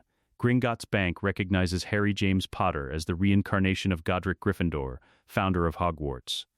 We recognize Hermione Jean Granger as the reincarnation of Rowena Ravenclaw, founder of Hogwarts. Their claim to Vault 1 is legitimate. Their ownership of Hogwarts is legally binding. Any contract or agreement pertaining to the founder's trust or Hogwarts property must be approved by them personally. The hall erupts in shocked murmurs. Wizards and witches conducting business stare at Harry and Hermione. Two children, 11 years old, just declared legal owners of Britain's most prestigious magical school. McGonagall looks like she might faint. "We should return to Hogwarts," she says weakly. "The headmaster will want to discuss this." "I'm sure he will," Harry says dryly. They thank Ragnarok. The director bows again, a mark of respect that shocks every wizard present. Gringotts stands ready to assist the founders, he says formally. "You have but to ask." They exit the bank, step into Diagon Alley's morning bustle, and immediately attract attention. Is that Harry Potter? Who's the girl with him? Why is McGonagall here? They ignore the whispers, walk quickly to the leaky cauldron. Tom the barkeeper tries to engage them in conversation. They politely decline. Back through the brick wall. Into Muggle London. Summon the night bus. The ride back to Hogsmeade is chaotic as before. But this time, Harry and Hermione are too focused on what comes next to care about the violent lurching. They have the charter. They have legal proof. They have Gringotts' backing. Now comes the hard part, dealing with Dumbledore. Hogwarts headmaster's office 2 p.m. They return through the hidden passage. Emerge near the Forbidden Forest. Walk back to the castle. Students are in classes. The grounds are quiet. McGonagall leads them directly to Dumbledore's office. The Gargoyle Guardian asks for a password. McGonagall provides it. Fizzing Whizbee. They ascend the spiral staircase. Dumbledore's office is exactly as Harry remembers from last night. Whirring silver instruments. Portraits of former headmasters. Fawkes on his perch. The Phoenix sees Harry and Hermione. Trills a greeting. Flies to Harry's shoulder. Dumbledore rises from behind his desk. His expression is carefully neutral. Minerva. Harry. Miss Granger. I understand you took an unauthorized trip to Diagon Alley this morning. Not unauthorized, Harry says calmly. We informed Professor McGonagall. She accompanied us. We conducted necessary business. Business that couldn't wait? No, Hermione sets the protective tube on Dumbledore's desk. We retrieved the Founder's Charter from Gringotts. We thought you should see it. Dumbledore's eyes sharpen. The Founder's Charter is a historical legend. Most scholars believe it was destroyed centuries ago. It wasn't. Hermione opens the tube, carefully unrolls the parchment. Dumbledore's hands tremble slightly as he reads. His face goes through several expressions. Shock, concern, resignation. When he finishes, he sits heavily, removes his half-moon spectacles, rubs his eyes. This is authentic, he says quietly. I can feel the magic in it. 941 years old. Unbreakable contract law. Yes, Harry says. You understand what this means? We do. Dumbledore replaces his spectacles, looks at them with ancient blue eyes that suddenly seem very tired. You could dissolve the Board of Governors, override my authority as headmaster, restructure the entire school. The ministry couldn't stop you. This charter predates their jurisdiction.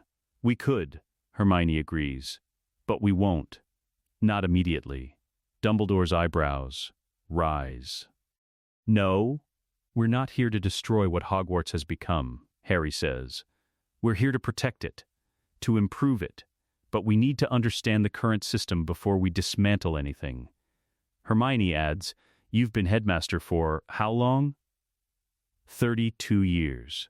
Since 1959. 32 years of experience. Of knowing these students, these teachers, this political landscape. We're 11. We have 1,000 years of magical knowledge, but zero experience with modern wizarding society. She leans forward. We need you, Professor Dumbledore. Your expertise, your connections, your wisdom. But we need you to work with us, not around us. Dumbledore studies them. These two children who speak with the authority of ages. What do you propose? Harry chooses his words carefully. You remain headmaster. You handle day-to-day operations. You manage the staff and the students. But we reserve the right to override your decisions when they conflict with the school's founding principles. And who determines what constitutes founding principles? We do, Hermione says simply. We wrote them. We're the only ones qualified to interpret them. It's a power move, but delivered without arrogance. Just fact. Dumbledore is silent for a long moment. Then, what about the Board of Governors? What about them? Harry asks. Lucius Malfoy sits on that board. He donated a significant sum to secure his position. He uses it to push pure blood agendas. Harry's face hardens. Then, we'll dissolve the board. Replace it with something better. A council of houses, elected representatives from students and staff. People who actually care about education, not politics. The ministry will object. Let them object. We have legal authority. Let them try to challenge a contract that predates their government by 7 centuries. Dumbledore almost smiles. You're prepared for war. We've fought wars before, Harry says quietly. We're prepared to do it again if necessary. Another silence. Dumbledore's mind is clearly racing. Processing, adjusting, finally, very well. I will work with you, but I have conditions. Name them, Hermione says. 1, you attend classes. Learn the curriculum. Experience what modern magical education looks like. You can't improve a system you don't understand. Agreed 2. You consult me before making major changes. I won't have you upending 1,000 years of tradition on a whim. Reasonable, Harry says, though we reserve final decision-making authority. 3. You tell me about Voldemort. This catches them off guard. Dumbledore's voice is grave. You mentioned Horcruxes. Multiple Horcruxes. You implied knowledge of his plans. I need to know what you know. Harry and Hermione exchange glances. How much to reveal? Hermione makes the decision. Voldemort created 7 Horcruxes. We're certain of it. The diary that possessed Ginny Weasley in our 2nd year. That will be 1.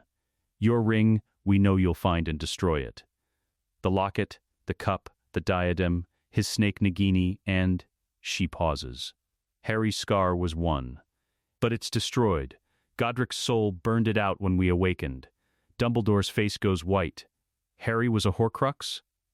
Was. Past tense. He's free now. Dumbledore closes his eyes. I suspected. I hoped I was wrong. You weren't. But the problem is solved. Harry's voice is firm. The remaining Horcruxes need to be found and destroyed. We have methods. Ancient soul severance techniques that can extract the soul fragments without damaging the artifacts. You want to preserve them? The locket? The cup? The diadem? The diadem was mine, Hermione says quietly. I created it. Helena stole it. Voldemort corrupted it. But underneath the Horcrux, it's still my work. I want it back. Dumbledore absorbs this. We'll work together on the Horcrux hunt. Pool our knowledge. But you must promise me, no reckless heroics. You're children. Powerful, ancient children, but still children.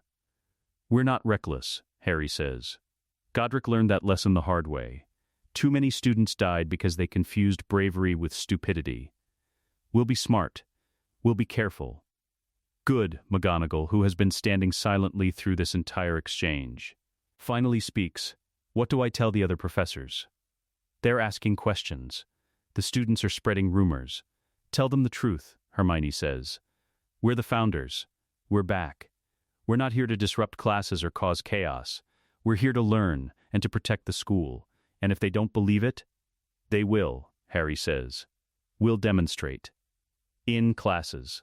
In public. We'll show them what founder-level magic looks like. Dumbledore sighs. This is going to be a very interesting year.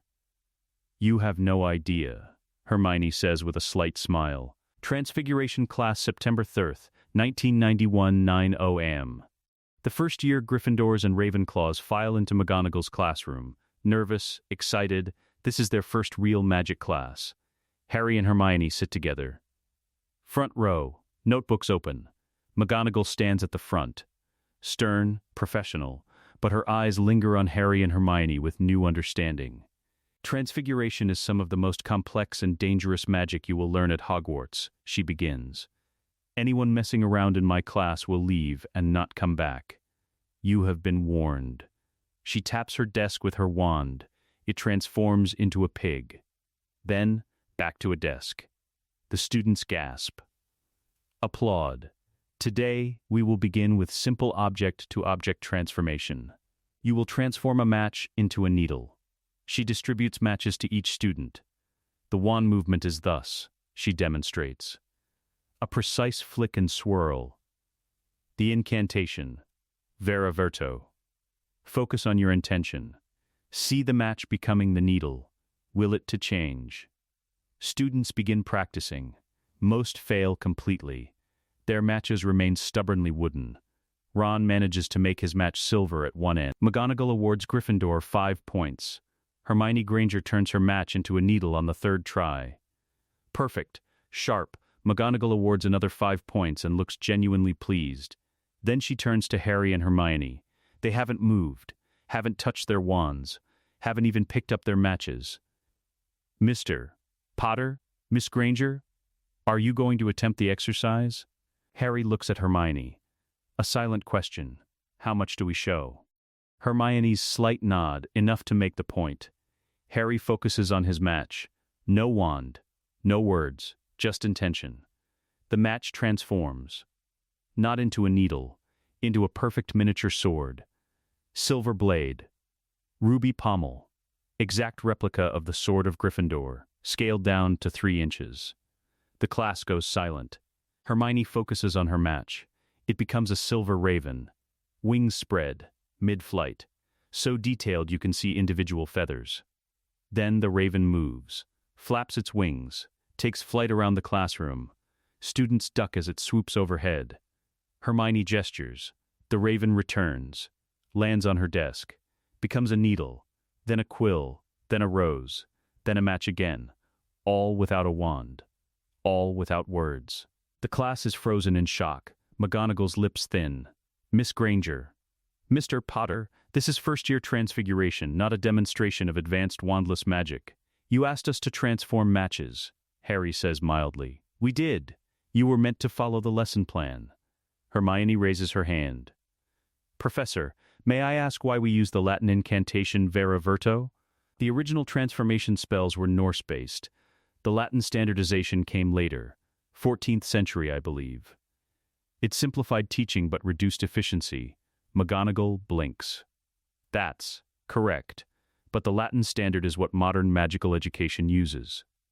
Because it's easier to teach, Hermione says, not because it's better. The Norse method, direct will casting without verbal components, is faster and more flexible. The trade-off is it requires years of training to master. She stands. Approaches the blackboard. Begins writing. Mathematical equations. Geometric formulas. 17-dimensional arrays. Transfiguration works by convincing reality that one object is actually another. The more similar the objects, the easier the transformation. A match and a needle are both thin, pointed, metal adjacent. The conceptual leap is small. She draws diagrams. The match. The needle. Arrows showing the transformation pathway. But the spell doesn't just change appearance. It changes essential nature. Wood becomes metal. Organic becomes inorganic. That requires massive magical energy. The Latin incantation provides a structured channel for that energy, but if you can channel it directly through will alone, you bypass the inefficiency. The class is riveted. Even McGonagall is taking notes. Hermione Granger raises her hand. Can you teach us? The direct method? Hermione considers. It takes years to learn properly, decades to master. But I can teach you the theory. That will help even if you continue using wands and incantations. McGonagall makes a decision. Very well. Miss Granger, Miss Rowena, if you would like to guest lecture on advanced transfiguration theory, I would be honored to host you. It's an acknowledgement. A transfiguration master recognizing a greater authority. I'd be happy to, Professor. The rest of the class passes with Hermione explaining the mathematics of transformation. Harry demonstrates different techniques: staff-based transfiguration, using the oak staff from Vault 1, runestone-anchored transformation, and pure will casting. By the end, every student understands more about transfiguration than they would have learned in 3 years of standard curriculum.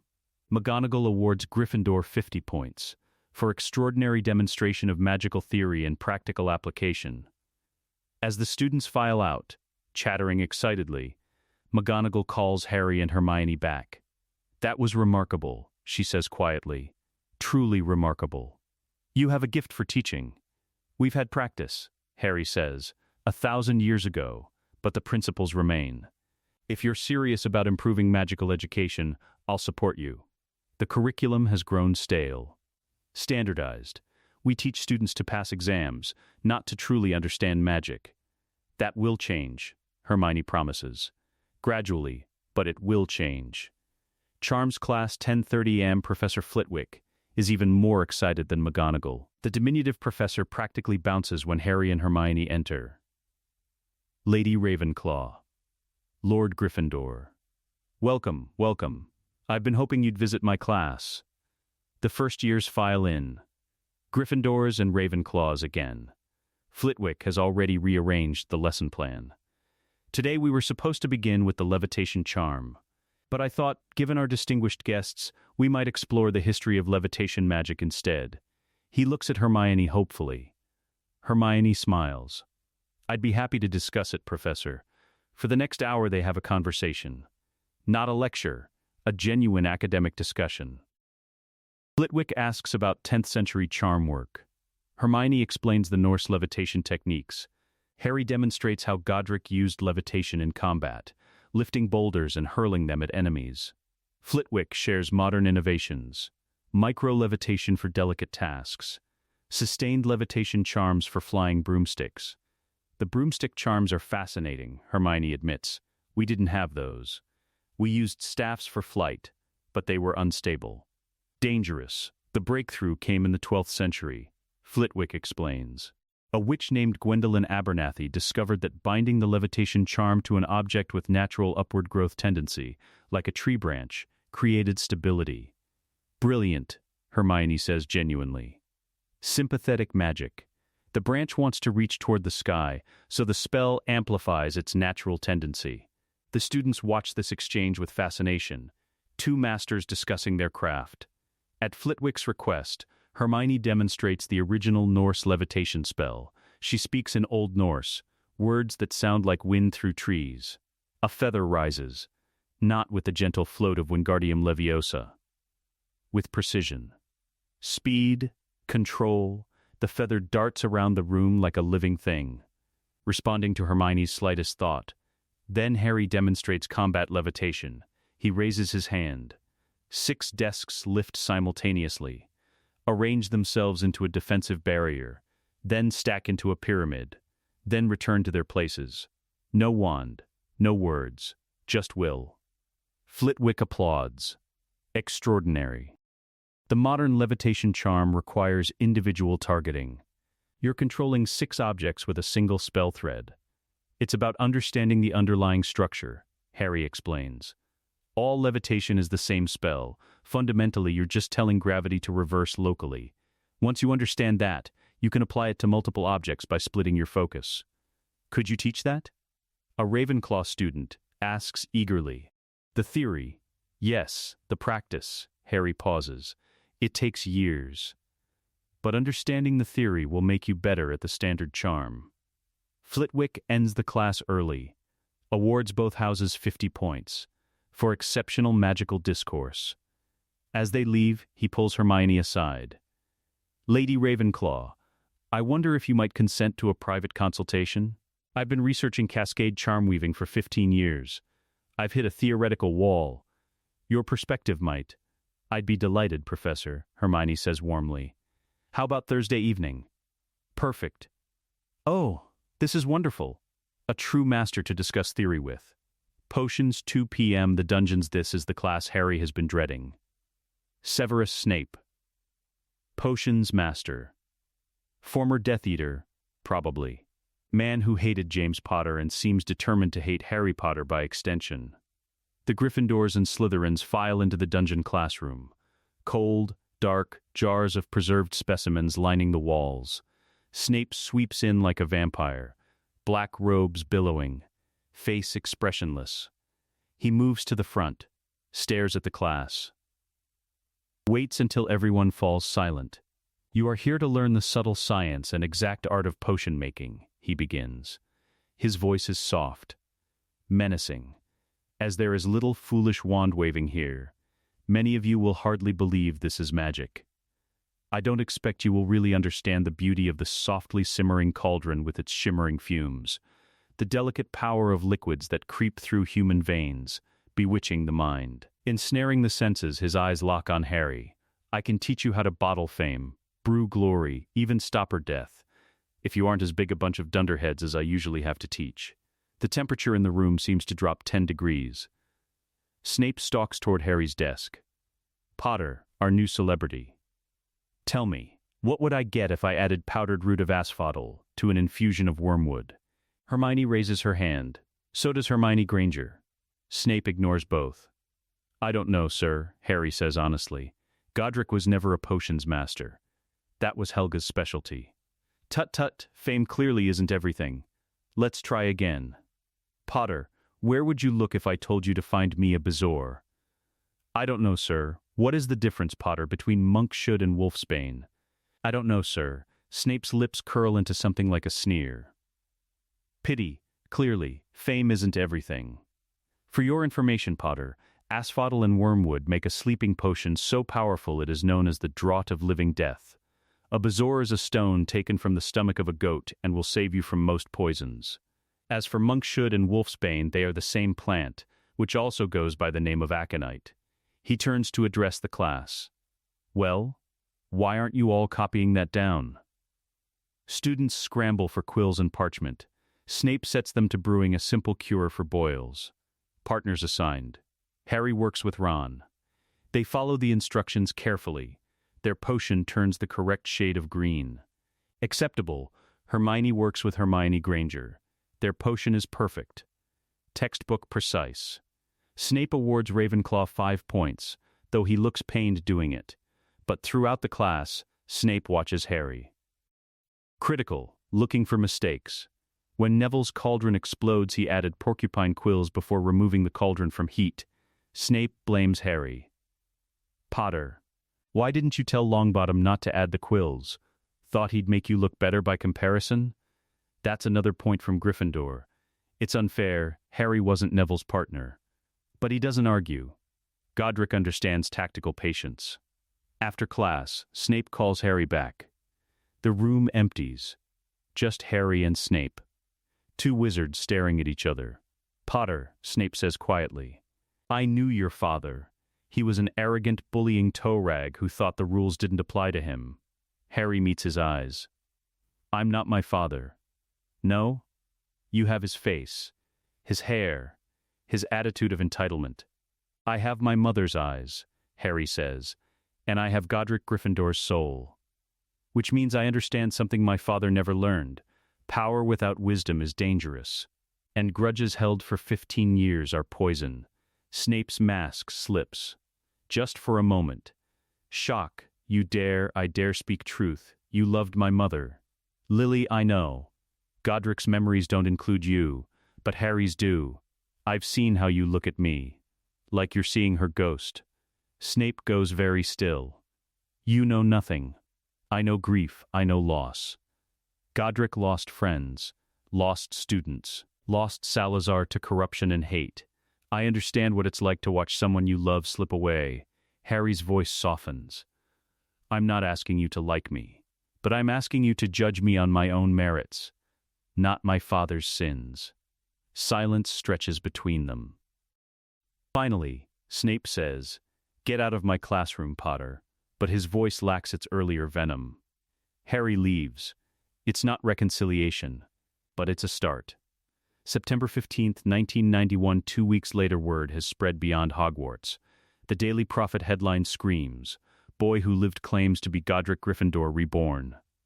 Gringotts confirms shocking truth. The founders have returned. Ministry demands investigation into impossible claims. The article is breathless. Sensational, half-accurate. It mentions the Gringotts trials, the founders' charter, Harry and Hermione's demonstrations in class. It quotes Cornelius Fudge, Minister for Magic.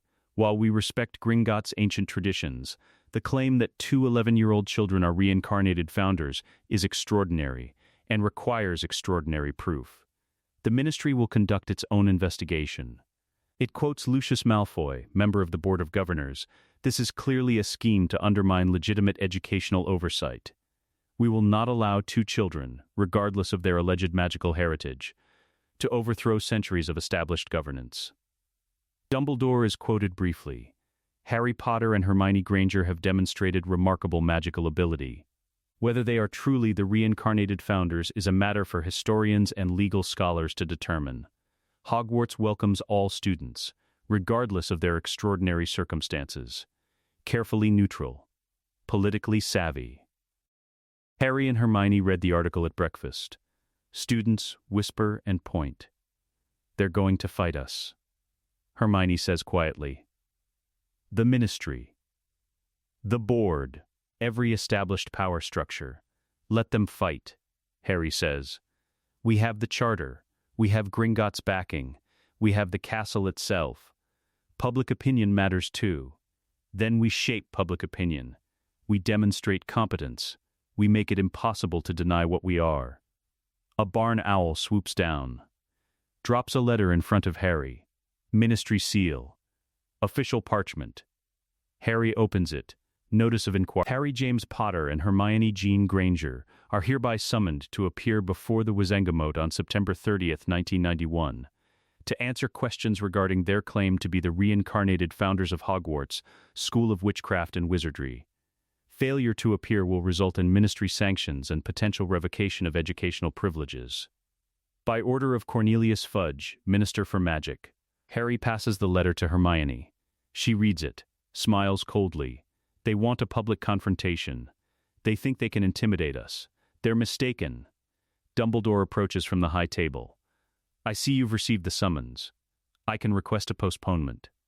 Give us time to prepare, no, Harry says. Will appear. September 30th, in front of the full Wizengamot. Let them ask their questions. Harry, the Wizengamot is hostile territory. Lucius Malfoy has allies there. Fudge is easily swayed by wealthy donors. You'll be walking into a political ambush. Good, Hermione says. Let them ambush us. We'll turn it into a demonstration. Dumbledore looks concerned. What are you planning? To prove, beyond any doubt, that we are who we claim to be, and to make it very clear that the Ministry's attempt to assert authority over Hogwarts is legally baseless. That will make enemies. We already have enemies, Harry says. Might as well make it official. September 30th, 1991, Ministry of Magic Wizengamot Chamber, 10:00 am. The chamber is circular. Tiered seating rising up from a central floor. 50 seats for the Wizengamot members, the magical government's legislative and judicial body. Every seat is filled. This is the most anticipated session in decades. At the highest tier, Cornelius Fudge. Portly, green bowler hat. Nervous eyes. Below him the members, some wearing purple robes, some in formal dress robes. Many are old pure-blood families. Malfoy, Parkinson, Knott, Greengrass, also present. Dumbledore, in his capacity as Chief Warlock. And scattered throughout, journalists. Rita Skeeter's quick quotes quill already scratching notes. 2 chairs sit in the center of the chamber. For the accused. Harry and Hermione enter. They're wearing formal robes. Not Hogwarts uniforms. Robes they had made specially for this occasion. Harry's robes, deep crimson and gold. Gryffindor colors. the lion embroidered on the chest in thread of gold. At his hip, the sword of Gryffindor, belted and visible. Hermione's robes, deep blue and bronze. Ravenclaw colors. The eagle embroidered in silver thread. On her head, the silver circlet from Vault 1. Not the true diadem, but enough to make a statement. They walk to the center. Don't sit. Stand, facing the Wizengamot with the confidence of those who built magical Britain before this government existed. Fudge clears his throat. Yes, well, this session of the Wizengamot is called to order. The matter before us, the extraordinary claims made by Harry James Potter and Hermione Jean Granger, both age 11, both students at Hogwarts. He reads from prepared notes. You claim to be the reincarnated founders Godric Gryffindor and Rowena Ravenclaw. You claim legal ownership of Hogwarts. You claim authority to override the ministry's educational oversight. These are significant claims. They are, Harry says calmly. Can you prove them? We already have. Gringotts conducted 3 trials. Blood magic, soul resonance, the sword's judgment. We passed all 3. Director Ragnok provided a formal statement confirming our identities. A Wizengamot member, elderly wizard with a sour expression, speaks. Goblins are not impartial. They could be bribed. Hermione's voice cuts like ice. Goblins respect blood contracts and ancient magic above all else.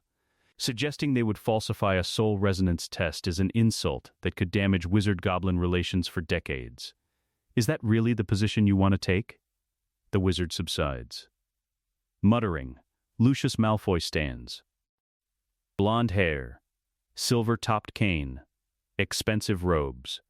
Even assuming the goblin tests are accurate, what proof do we have that you retain the founder's knowledge? Any moderately talented legilimens could implant false memories. You want proof of knowledge? Harry asks. Yes, very well. Harry draws the sword. The blade rings as it clears the scabbard. Every aura in the room tenses. Hands reach for wands. Peace, Harry says. I'm not threatening anyone. I'm demonstrating. He holds the sword horizontally, closes his eyes, and speaks in Old English, the language of the 10th century. Fluent, perfect accent. This blade was forged by Ragnok I in the year 990, by our modern calendar. I commissioned it to defend the school we were building. The blade is goblin silver. It imbibes only that which strengthens it. It has tasted the blood of dark wizards, dangerous creatures, and once, regrettably, the blood of a friend during a training accident. He opens his eyes, switches back to modern English. The sword's construction required 3 months. Ragnok and I negotiated the price in his workshop beneath what is now Gringotts' main hall. The payment was 200 galleons in raw gold, plus my promise to defend goblin rights in any wizard-goblin conflict. A promise I kept for 60 years. He sheathes the sword. I can describe the forging process in detail. The runes carved into the fuller, the enchantments woven into the blade, things no book records because I never wrote them down. Silence. Hermione steps forward. I can recite the mathematical formulas for the Room of Requirements construction. 17-dimensional spell geometry that wasn't rediscovered until the 19th century. I can explain why the Ravenclaw common room entrance requires a riddle, because I designed it that way to encourage critical thinking. She removes the circlet, holds it up. This is a prototype of the diadem of Ravenclaw. The true diadem is currently in Albania, hidden in a forest. My daughter Helena stole it in 1020 and hid it there after murdering a suitor who wanted it. She died before we could reconcile. That grief haunted me for 31 years until my own death. Her voice is steady, but pain underlies it. These aren't implanted memories, these are lived experiences. The kind of emotional depth that legilimency cannot fake. Another council member, you could have researched extensively. Memorized historical accounts. There are no historical accounts of these details, Hermione says. The forging of the sword was witnessed only by Godric and Ragnok. The diadem's theft was a private family tragedy that I never spoke of publicly. These memories are inaccessible to anyone but us. Dumbledore stands. If I may offer testimony, I have observed Harry and Hermione closely for the past month. Their magical ability far exceeds what any 11-year-old should possess. They demonstrate wandless magic casually. They understand spell theory at a level that rivals my own. And the castle itself responds to them. The castle responds? Fudge asks. The wards recognize them. Doors open automatically. Staircases align to their paths.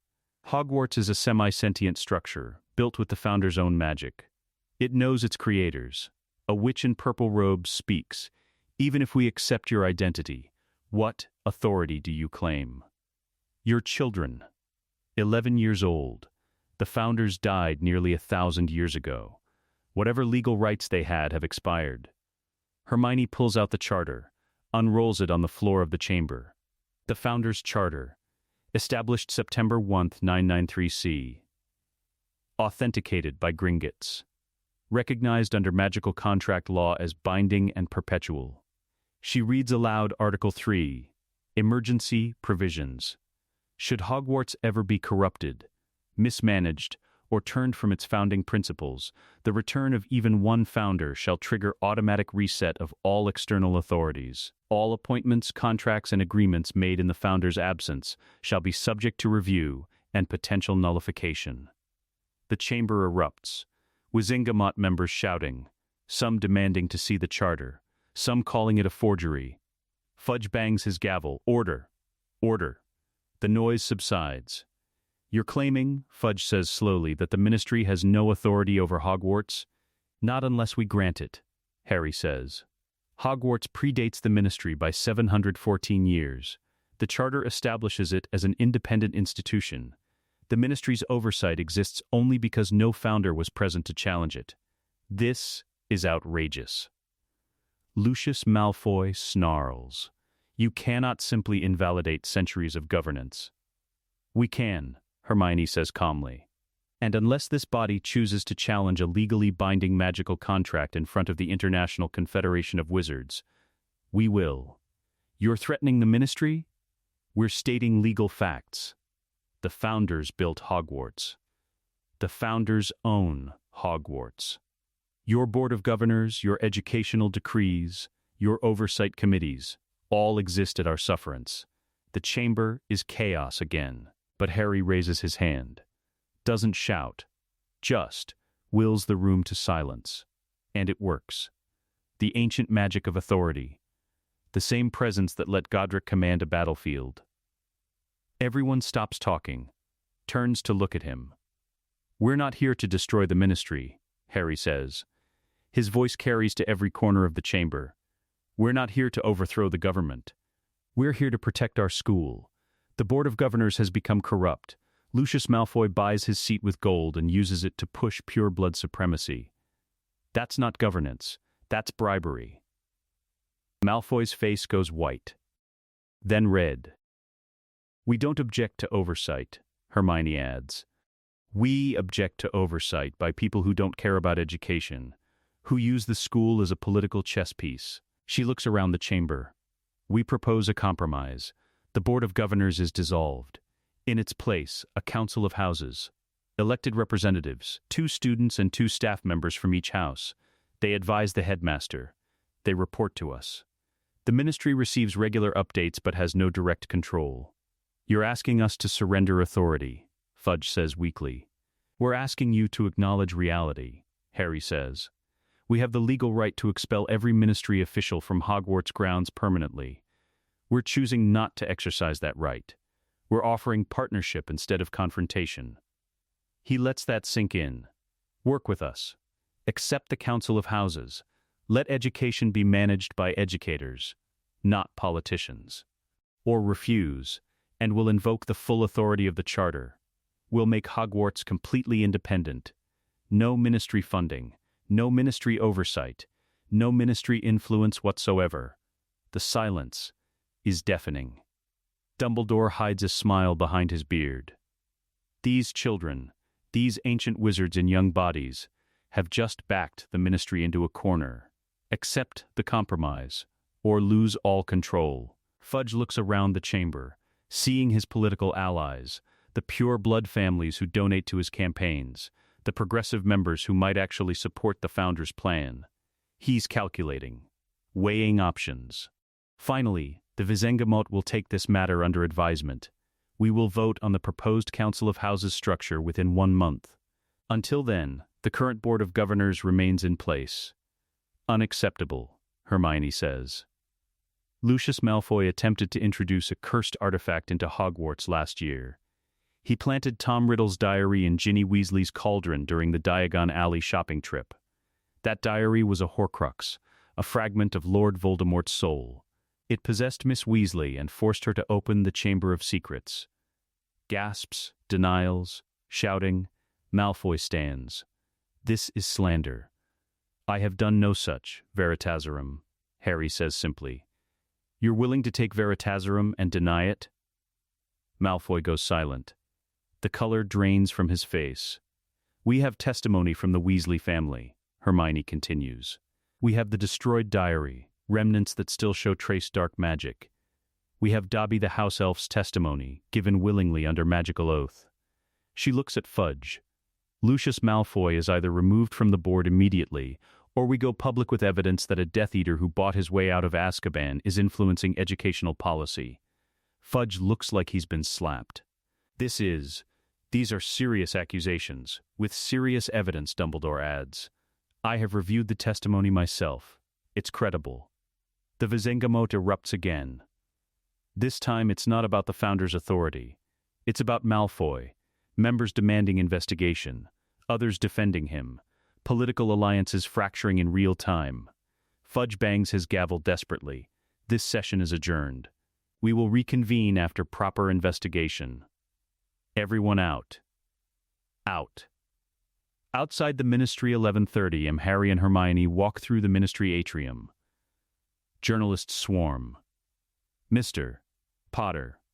Are you really Godric Gryffindor? Miss Granger. What's next for Hogwarts? Will you be expelling Muggle-born students like Slytherin wanted? Harry stops. Faces the crowd. Salazar Slytherin's views on blood purity were wrong 1,000 years ago, and they're wrong now.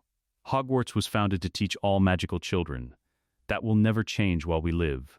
Hermione adds, we're not here to return Hogwarts to the 10th century. We're here to carry forward the best of what we built and fix what's become broken. They push through the crowd. Into the flue. Back to Hogwarts.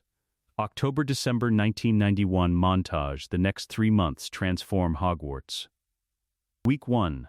Lucius Malfoy is investigated. Under threat of Veritaserum, he confesses to possessing dark artifacts.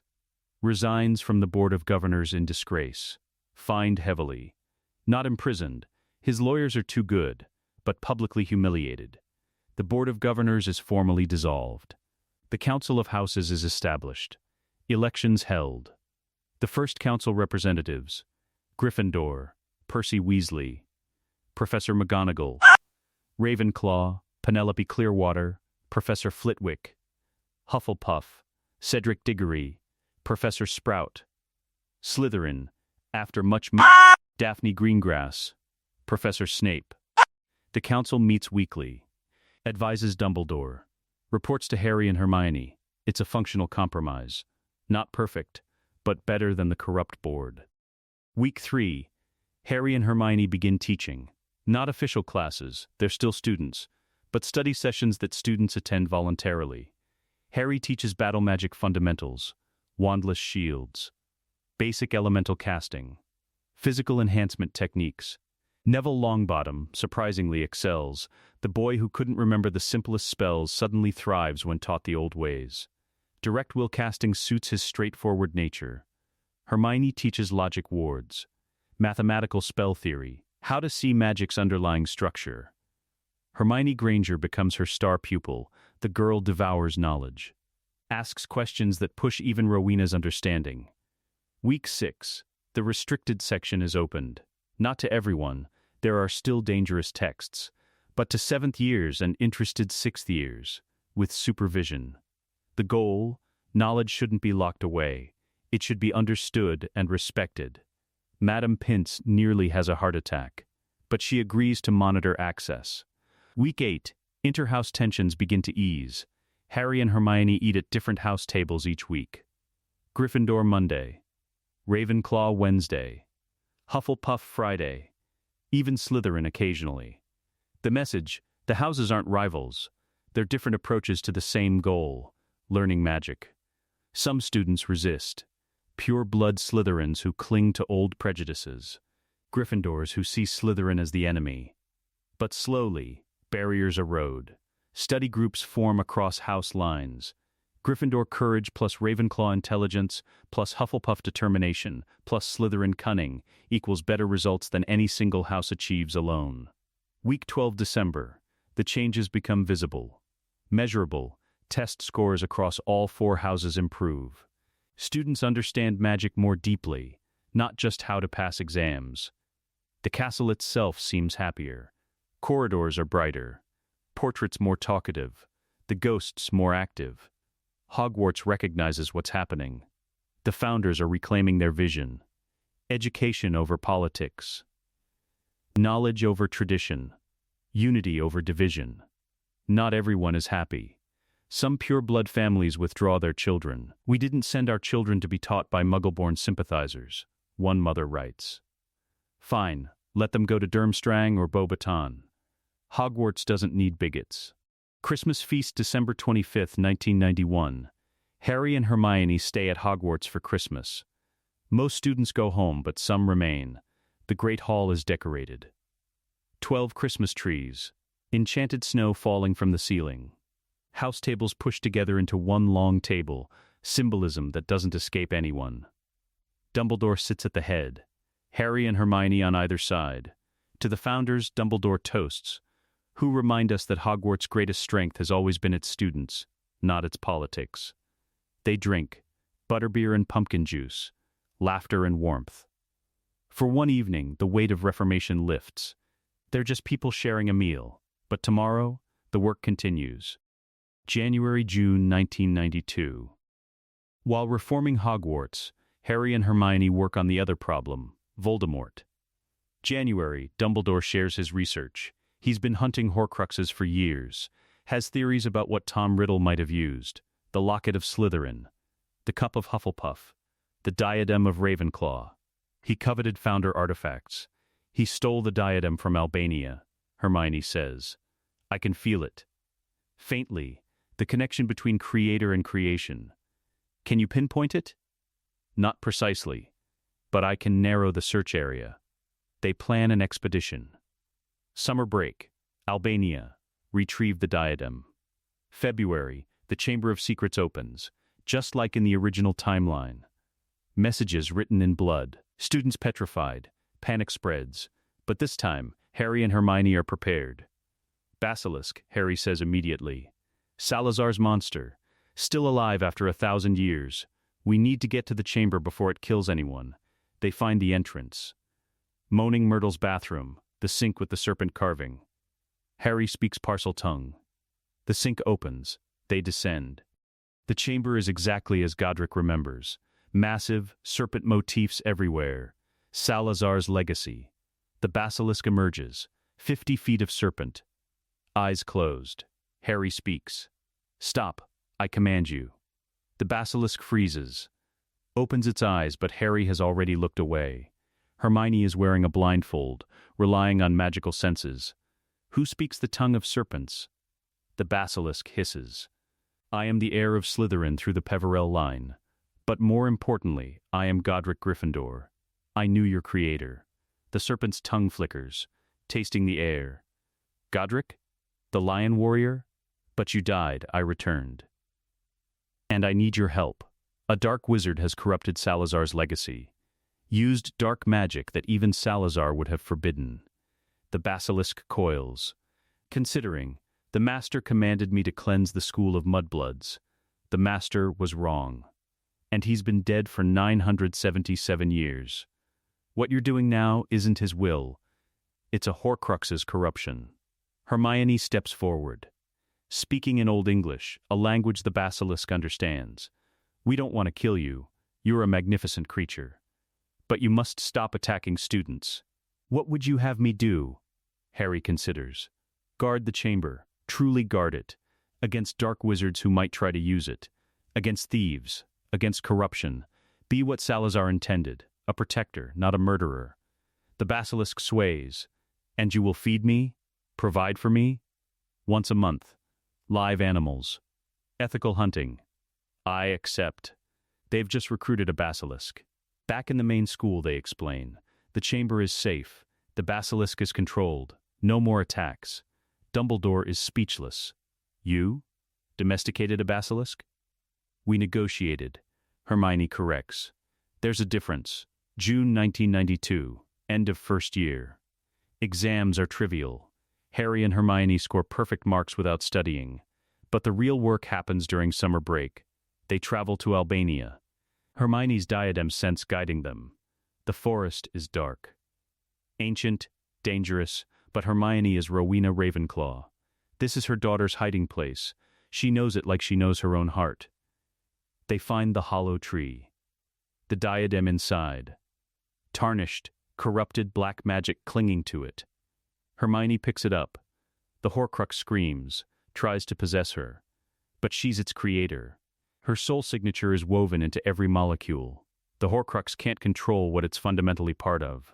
Using techniques from the battle magic grimoire, Harry performs soul severance, the ancient ritual that cuts a soul fragment from its anchor.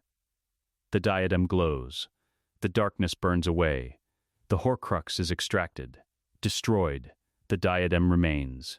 Pure, cleansed, Hermione places it on her head. The connection completes. 1,000 years of separation ended. Her mind expands. The diadem's full power activates. Perfect memory. Parallel processing. Truth sight. She sees everything. Understands everything. It's overwhelming. Beautiful, terrifying, Harry catches her as she staggers. Easy, you'll adjust. She will. But it takes time. They return to England. One more Horcrux destroyed. The diadem reclaimed. Helena Ravenclaw's ghost appears that night. In Ravenclaw Tower, mother and daughter reunite. Forgiveness, reconciliation. 1,000 years of grief finally healed. 5 years later. September 1st, 1996 Hogwarts opening feast. Harry and Hermione stand at the front of the Great Hall. They're 16 now. Tall, confident, still clearly themselves, but carrying themselves with the authority of founders. Harry wears crimson robes, the sword at his hip. Hair still messy, some things never change. Hermione wears blue robes, the diadem on her head. Hair somewhat tamed but still distinctly bushy. They're not headmaster and headmistress. Dumbledore still holds that title, but everyone knows who really runs Hogwarts. The Great Hall is different. 4 house tables remain, but there's also the Regent's table, smaller, for those who serve the school in unique ways. Currently seated there, Sirius Blackfried, exonerated, serving as defense against the dark arts professor. Remus Lupin, teaching history of magic, finally giving students accurate history. Neville Longbottom not sitting at the Regent's table, but leading a group of students who study battle magic seriously. The new first years enter. Nervous, excited, the Sorting Hat sings. A new song. About unity. About learning from all 4 houses. About moving beyond old prejudices. Students are sorted. Cheers from all tables, not just the table they're sorted into. That change took 3 years, but it's now tradition. After the sorting, Dumbledore stands. Welcome to another year at Hogwarts. I have a few announcements. He smiles. First, Lord Gryffindor and Lady Ravenclaw have asked me to remind you that the Forbidden Forest remains forbidden, especially to those who think being taught by a founder makes you invincible. Laughter. Harry grins. Second, the Chamber of Secrets will be opened for supervised tours starting in October. Students wishing to see a living basilisk should sign up with Professor McGonagall. More murmurs. The basilisk tours are popular, and educational, and only slightly terrifying. Third, we have a special announcement from the founders themselves. He gestures to Harry and Hermione. They stand. Hermione speaks. 5 years ago, we returned to Hogwarts. We found a school divided by house prejudices, governed by corrupt politicians, teaching methods that emphasized memorization over understanding. We've spent 5 years changing that. With your help. The students, the staff, the Council of Houses. Harry continues, we've reformed the curriculum, opened the restricted section, broken down barriers between houses, reclaimed Hogwarts autonomy from ministry overreach. But we've always known this was temporary. We're 16. Eventually, we'll leave. Move on. Live the lives Harry Potter and Hermione Granger were meant to live. The hall goes silent. Worried, are the founders leaving? Hermione smiles. Don't worry, we're not abandoning Hogwarts. But we're transitioning our role. Starting next year, we'll be co-deputy headmasters, working under Professor Dumbledore, learning the administrative side of running a school.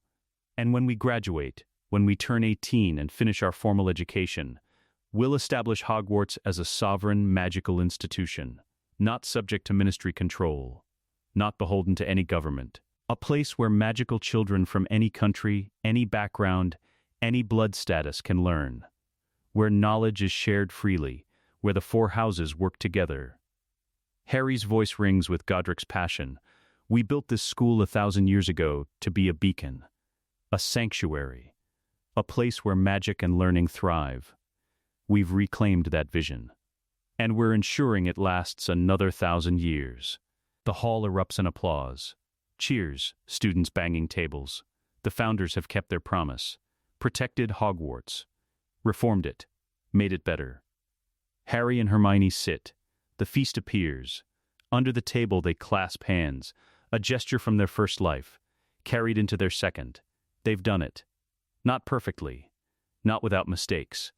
But they've honored the legacy they built so long ago. And when they eventually die, in 60 or 70 years, surrounded by students who became teachers, who became headmasters, they'll do so knowing Hogwarts endures. The castle will stand. The students will learn. The houses will unite. Because the founders returned. And they made it right. Late that night, after the feast, after the students are in bed, Harry and Hermione stand in what used to be an unused tower room. They've converted it into a private study. Books from Vault 1. Artifacts, the founders' charter mounted on the wall. We did it, Hermione says softly. Everything we planned. The board dissolved. The curriculum reformed. The ministry pushed back. Voldemort's Horcruxes destroyed. Not all of them, Harry says. The ring, the locket, the cup, Dumbledore's still hunting those. And Nagini won't exist for a few more years. But the diary is gone. The diadem is cleansed. Your Scar Horcrux is destroyed. We've crippled him. For now. They're both thinking about the prophecy Dumbledore told them. The one about Harry being the only one who can truly defeat Voldemort. But that's a problem for the future. Tonight, they can rest. Hermione removes the diadem, sets it carefully on its stand. Do you ever regret it? Being reincarnated? Remembering everything? Harry considers. Sometimes, it's a heavy burden. Being 11 but also 968, knowing what we've lost. Helga, Salazar, before he fell. All our students from the first time. But, I also get to see Hogwarts thrive again. Get to fix the mistakes we made. Get to have another chance at building something lasting. He looks at her. Really looks. And I have you. Again, after 941 years, we found each other. Hermione smiles. We built a castle together. Twice, I think that makes us partners for eternity. Partners, Harry agrees. Through this life and whatever comes after. They stand in comfortable silence. 2 ancient souls in young bodies, 2 founders who reclaimed their legacy. Outside, Hogwarts settles into sleep. The castle hums contentedly. Its creators are home, its students are safe, its future is secure. And in a tower office, 2 16-year-olds who are also 1,000 years old stand together, ready for whatever tomorrow brings, because they're Harry and Hermione, Godric and Rowena, students and founders, children and ancients, and together, they're unstoppable. Let us know what you'd like to see next. The end.